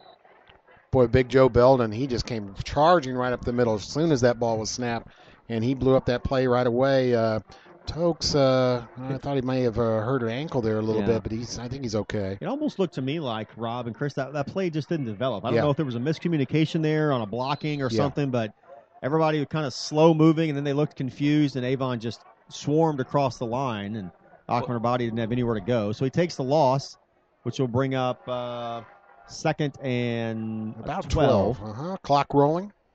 Went from 1st and 5 to 2nd and 12. Clock moving, approaching 8 minutes left to go in the game. Handoff goes to Akmer Body again. Cuts up, gets across midfield, diving forward, running downhill. He's across the original line of scrimmage. And that's going to bring up a big third down, a long third down for the Bulldogs. Troy, we've seen, of course, Tokes have a big year so far. He may have worked harder in this game with much less yardage than he did the other. I know he's getting hit more. It's going to be 3rd and 7. I think you're exactly right, Chris. He's taking a lot of contact, and a lot of contact within 2 steps of getting the ball from Hunter Johnson. If you're Brownsburg, your defense has played so well tonight, I see no reason to do anything other than hand the ball off. Worst case scenario, you punt it away. Well, and you're up 2 scores, too, so that's one of the things. That's another advantage that they have. Rob, you're a young guy, but you've seen a lot of football in your day. Now, I'm sorry, Chicago Bears, where are they at Sunday? I've given up on them. It's the quarterback situation, isn't it? They're going to throw downfield to Devontae Allen. He makes the catch at the 30, diving forward to the 25, down to the 21, and they're going to mark him down at the 24-yard line. First down for the Bulldogs, Devontae Allen. Hunter Johnson to Devontae Allen. Griffin Blanc was the defender there, thrown right over his head. A good throw by Hunter, and that was Devontae Allen's biggest catch of the year. That was a very difficult catch. Was able to haul that down for a big gain and a big Brownsburg first down. 7:14 in the clock running in the fourth quarter here. 17-7, the Bulldogs lead Avon. Johnson breaks the huddle. Devontae Allen after that catch and short run comes to the sideline. Tyler Kurtz is the receiver to the near side. The handoff goes to Akram Rabadi, who hits the line with a full head of steam, but is brought down again. Short gain, maybe 2 on the play. Great interior tackle that time by number 24 for Avon, coming up from you look like what the defensive tackle position there and making a nice hit. Yeah, Rayshawn Blunt, I believe, again. It is, yep. He's been fantastic tonight. Just incredible to me and to all of us, I think, that Brownsburg's leading this game 17-7. Tokes has not done much. But I think this short Brownsburg passing game has been meant to nullify the superior strength and size of the Avon defensive line. Kurtz to the far side, Cameron Davis to the near. The handoff goes to Akram Rabadi. He's going to cut to the far side, diving forward to the 21-yard line. Another short gain on the play for Tokes Akram Rabadi. Avon spins a quick timeout, 6:12 to play. Player injured on the field for Avon. Looks like number... Uh-oh. That's Joe. Yeah, It looks like That's may Joe hurt his Belden, knee. number 44. I hope not. He doesn't want this. Nobody does. Left knee for Joe Belden. So we'll take an injury timeout here. 6:12 left to go in the game. 17-7 Bulldogs. You're listening to Hoosier Crossroads Conference Football. XRB 16, 10 a.m. at xrbradio.com. Nothing makes you think of the future like holding it in your arms. The wonder of being a new parent includes planning for your child's future, and now's the time to start looking to someone who's been there from the start. That's State Farm agent Pete Fay in Brownsburg. He can ensure your life insurance will keep pace with your family's growing financial needs. So for more information on life insurance, visit State Farm agent Pete Fay at 431 East Northfield, Suite 100 in Brownsburg. Like a good neighbor, State Farm is there. Well, you hate to see it, Chris, No. with anyone, but Joe Belden is in a lot of pain. He is down on the field at the 20-yard line. And I hate to say it too, Troy, he was grabbing his knee. His left knee, they're working on it now. He is sitting up, but he is visibly in a lot of pain. They're going to try and stand him, and they do. And Joe Belden, a senior, having a big year, and he's got an important future ahead of him. We don't want to see anything like this. So he is being helped off the field. He's standing and walking. But that left leg is very tender and walking on it very gingerly to the sideline. So we wish Joe the best. Joe, of course, is due to report to Bloomington after this school year and play for the Indiana Hoosiers next year, and Coach Wilson down at IU. Yeah. They got him up pretty quickly. Yeah. He's not able to put any weight on that, though, and they're going to sit him down. All right, on this drive, 5 plays, 4 runs. So Brownsburg is trying to run the ball, run this clock, and now this is a 3rd down play. 3rd and 7 from the 21 of the Orioles. Brownsburg looking to eat some clock and maybe try and score again here. And a flag is down. That's going to be wave it off. It's going to be complete for a touchdown, but it's going to come back. That's coming back. It's an offsides. That's an offside. A beautiful pass there Yeah. by Hunter Johnson, but it's going to be negated. It's going to be a procedure penalty against the Bulldogs. Yeah, I think the offensive line for Brownsburg jumped there. Boy, what a throw! I got to tell you, too, I've been this game specifically really impressed with Tyler Kurtz. Yeah, he has showed a lot of speed. Of course, we just saw him with the 4x400 state championship presentation here earlier in the 3rd quarter, but he has outrun Nick Hanlon, number 28, out there on a number of occasions. Yeah, that's right, Troy. And I'm sorry I don't have the exact stats on him, but I bet you he may have as many as 10 catches. So we're going to see where they mark the football at. It is a procedure penalty, false start. Everybody kind of started quick. Akram Rabadi got moving early. So Tyler Kurtz is the receiver to the far side. Cameron Davis, the receiver to the near. That'll not be a fun moment in film tomorrow for whoever made that mistake. Akram Rabadi's the lone back. Hunter Johnson, the quarterback, out of the shotgun. Takes the snap. He's going to try and throw again. They're going to run the same play, and Kurtz is going to make a diving catch. No way. He caught the football, and he's down at the 5. Oh, my goodness, what a catch by Tyler Kurtz. Wow, I didn't think he had any way to catch that ball. Hunter led him so much, but he dove. Down, Chris, there's a flag. It's going to be on Avon, though, I think, although Brownsburg's backing up. Are we going to have a holding penalty against Avon? It is. It's holding against It's going to be either defensive holding or illegal touching. I'm not sure what it is. Oh, they're going to call pass interference on him. That's declined. What a catch. Those of you who have the ability watching our video feed on audiosportsonline.com, a beautiful catch by Tyler Kurtz. They ran the same play, Chris. Well, you Same just play. talked about him. A star is born. It's in game 4.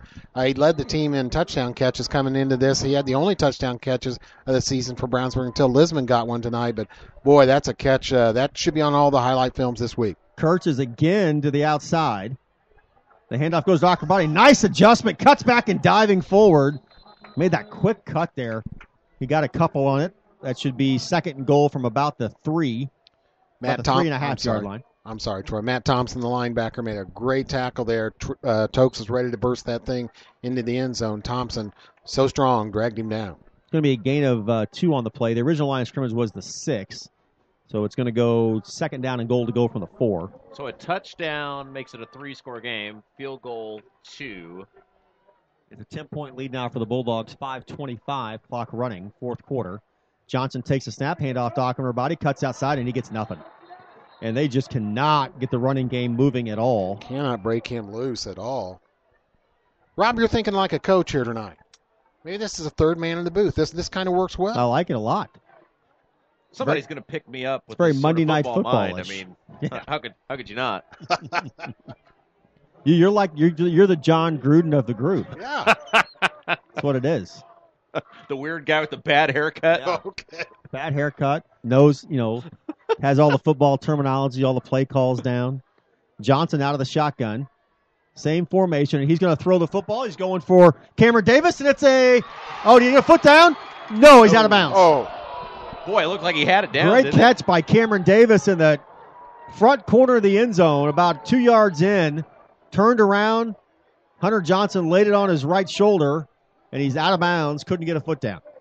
and Brownsburg are going to go ahead and try and kick the field goal here. This will make it a 13-point lead if it's successful. Jose Hacker got a field goal earlier tonight. He's 3 out of 3 on the year.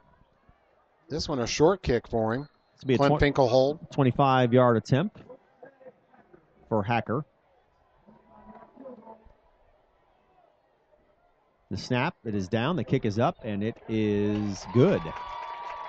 So the Bulldogs score. Nice drive there. A little bit of fireworks in the passing game for the Bulldogs. 4:36 left to go. They lead it 20-7. You're listening to Hoosier Crossroads Conference Football on XRB 1610 AM and XRBradio.com. Hendricks Regional Health invites you to get back to what you love. Attend their next Joint Pain Talk Thursday, September 18th with orthopedic surgeons Brad Prather and Kyle Ritter. You can register online at hendricks.org/talks. You know, you can get a quality higher education that will challenge, inspire, and prepare you for success, and you can get that education in nearby Crawfordsville at Ivy Tech. The new campus is located just off the I-74 exit at US 231. The campus features classrooms, science labs, student lounges, and computer labs.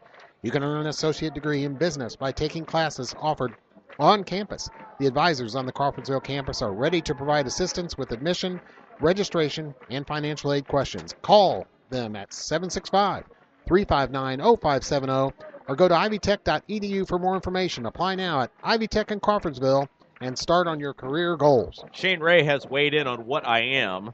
And Sure he has. What you are. He thinks I'm more like Shemp of the Three Stooges. Shane. Ben Davis has defeated Center Grove 28-0. Wow. Beat goes on for Ben Davis. The kick is up. It is going to be received and returned by Ian Pendleton. He is across the 15 to the 20. He's pushed back. By about 8 Brownsburg tacklers. That's where they'll spot it at the 20-yard line. That's where the Orioles will take over. 4:29 left to play in the game. They trail 20-7. Nice, impressive showing tonight by Brownsburg, Chris. Yeah, it really has. You know, you talked about this game around town all week, and most people had Avon as a favorite coming in here, even though the game is at Brownsburg. Of course, this game always played with a lot of emotion. Anything can happen. The old cliche, throw out the records, and that's what's happened here tonight as Brownsburg has played a good game. A good offensive scheme, I think. The short passing game by Hunter has been the key against the superior Avon defense. Taking the snap as Peters looking. He's going to try and throw the football. He's wrapped up and he's dropped for a sack at the 10. That's number 49, Isaac McCormick, in there for the Bulldogs. I think we may give Isaac our defensive player of the game for Brownsburg. Peters is sacked. That's a loss of 10 on the play, almost a loss of 9. It's going to bring up 2nd and 19 from their own 11. It's not what the Orioles needed for sure. They trail at 20-7. Down 2 scores. Rolling to his left, passing and complete across the 15 to the 17-yard line. That is to number 3, Corey DePriest. Avon, of course, they're not going to give up. I'm sorry, that's Corey Rightly, the senior. Yep, Avon with the quality of kids they have. They're going to go for it here. They're going to try and get that ball downfield in a hurry, and Brandon Peters is the guy who can do it. 3rd and a long way. It's a long 14 for the Orioles. Peters dropping back, looking to throw across the middle, and it is complete at the 35-yard line for the first down. That pass caught by Andrew Griffin. Boy, there's a nice catch by Griffin right there on a pass really zinged in there by Peters for a good gain. Orioles first down. First down, Avon continues to move the football. Clock running, 3:24 left to go in the game. Avon with the ball at the 36-yard line, their own 36, dropping back to pass across the middle and caught at the 45 yards. It's going to be 45-yard line, going to be a little bit shorter there. Well, they're going to mark him down right at the 45. That pass is caught by number 19. That's Braden Luce. He's a senior. Brandon, 3 completions in a row, 3 good passes here on this important drive. They need to do it quickly here. They need to score quick. Luce, the receiver, to the near side, trips to the left, one back, and they're going to throw. Peters looking to his right. He's going to use his legs, roll out on foot. The pass, it is, he missed his man, the tight end there. That's Matt Moore. Bulldogs have done a nice job tonight against Moore. Moore expected to see a lot more receptions than he has. 3rd and short, Henry. Do you take a quick run up the middle to try and get this first down? You need the first down. Play action may give you a little something, too. What's it going to be, 3rd and 2? 3rd and just less than a yard. Yeah, it is. Yeah, 3rd and maybe 1, a little less than 1.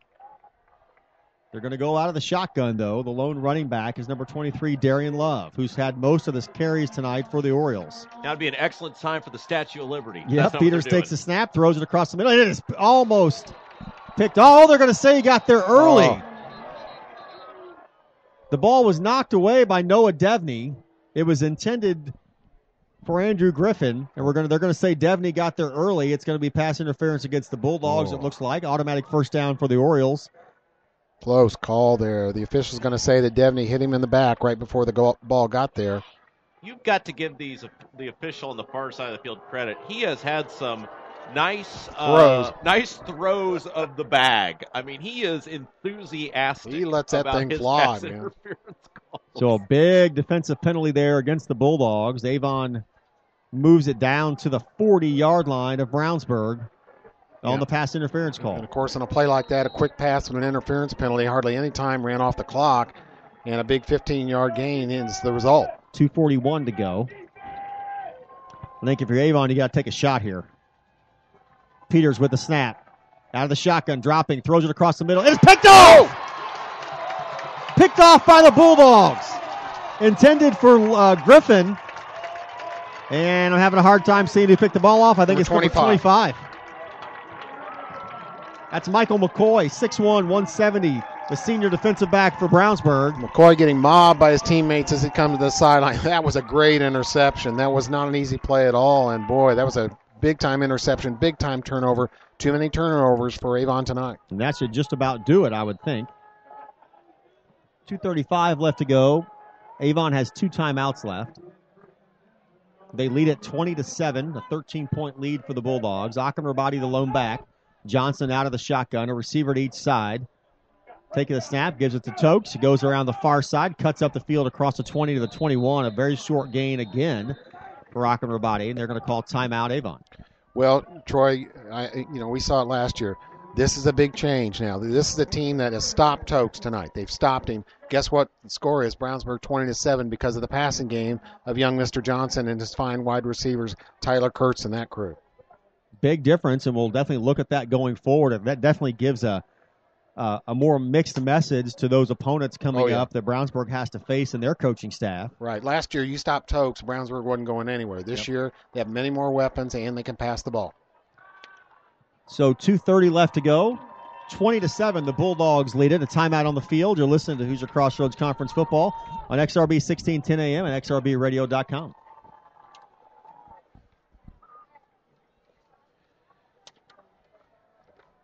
When plumbing problems arise, do you want a plumbing company with an impressive truck or fancy jingles? Of course not. You want your problem solved quickly and at an affordable price.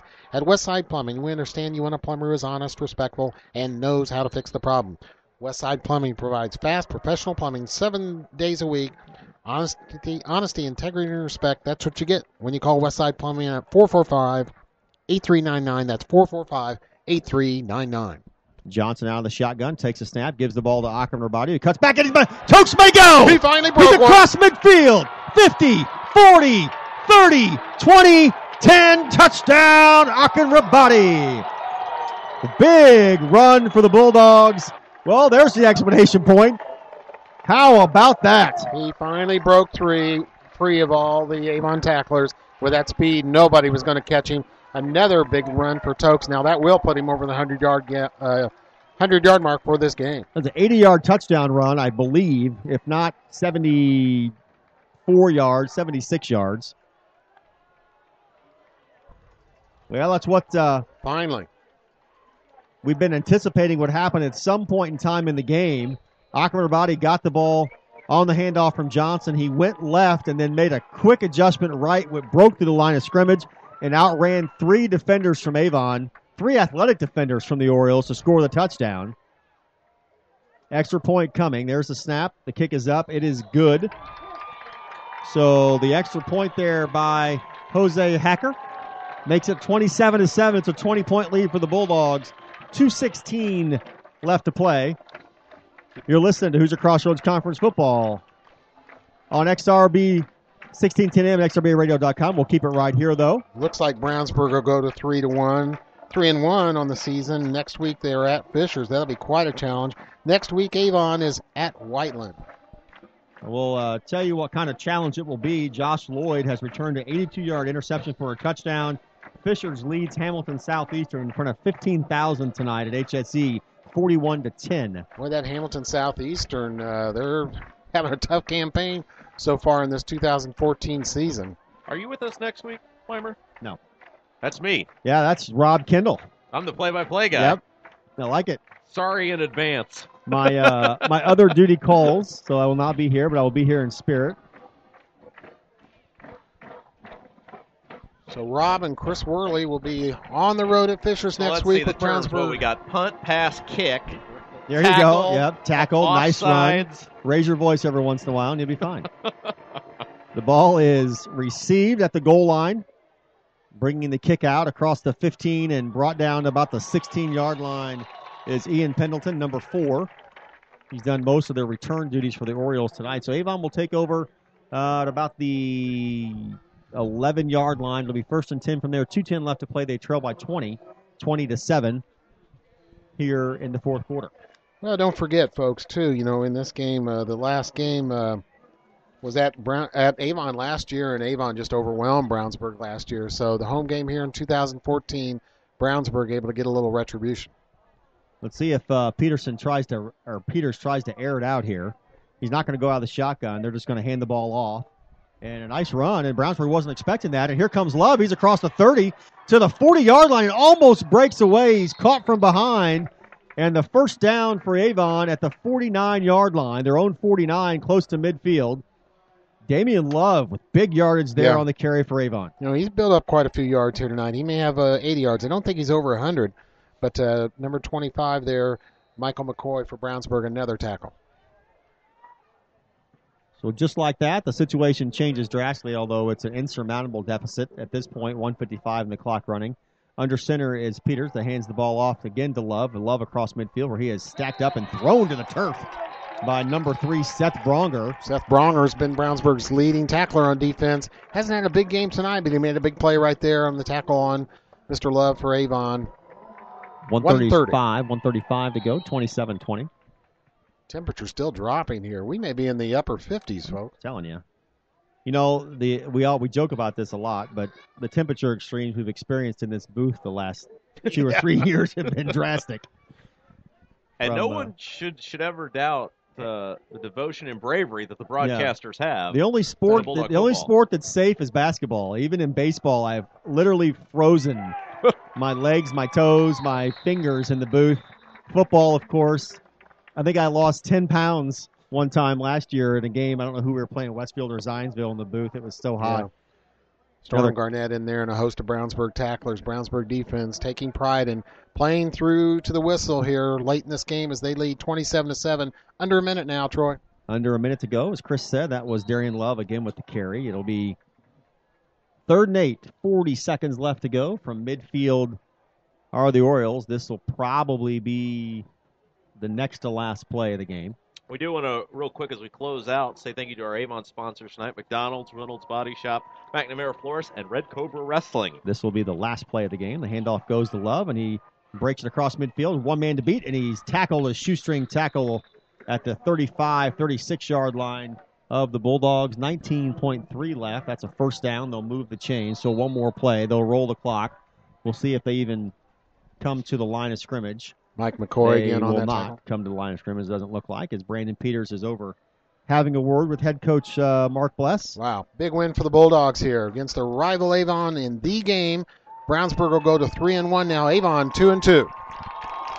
Great crowd on hand. By the way, tonight. it's 57 degrees according to Shane Ray. 57 degrees. Big crowd on hand tonight, somewhere between probably about 5,000 on hand. The home side full, the visiting side full.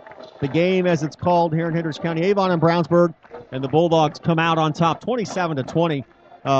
Really, under the passing attack guys of quarterback Hunter Johnson, Chris, Toksok and Rabati, the star running back for the Bulldogs, a really hard time getting going. At a big breakaway touchdown there at the end of the fourth quarter. Yeah. And the Bulldogs will go to 3-1 as they look ahead to the Fishers Tigers, who blew Hamilton Southeastern out tonight. Yeah, just real quick, I'm going to give star of the game for Brownsburg to wide receiver number 17, Tyler Kurtz. Of course, Hunter Johnson, a good game. And we mentioned it earlier on defense. Number 49, Isaac McCormick, had a great game for Brownsburg. A good scheme, a good offense plan against Avon tonight. Mr. Peters just not as sharp as he normally is. Of course, the tendon injury hurt Avon. But a big win over the rival Avon. Brownsburg wins it 27-7. Thank you for joining us, everybody. We appreciate it, and thanks for listening to Hoosier Crossroads Conference Football tonight. Thank all of our sponsors again. Thank you to Chris and Rob. It's a joy to be in the booth with you every week. This has been Hoosier Crossroads Conference Football on XRB 1610 AM and XRBradio.com. Good night, everybody.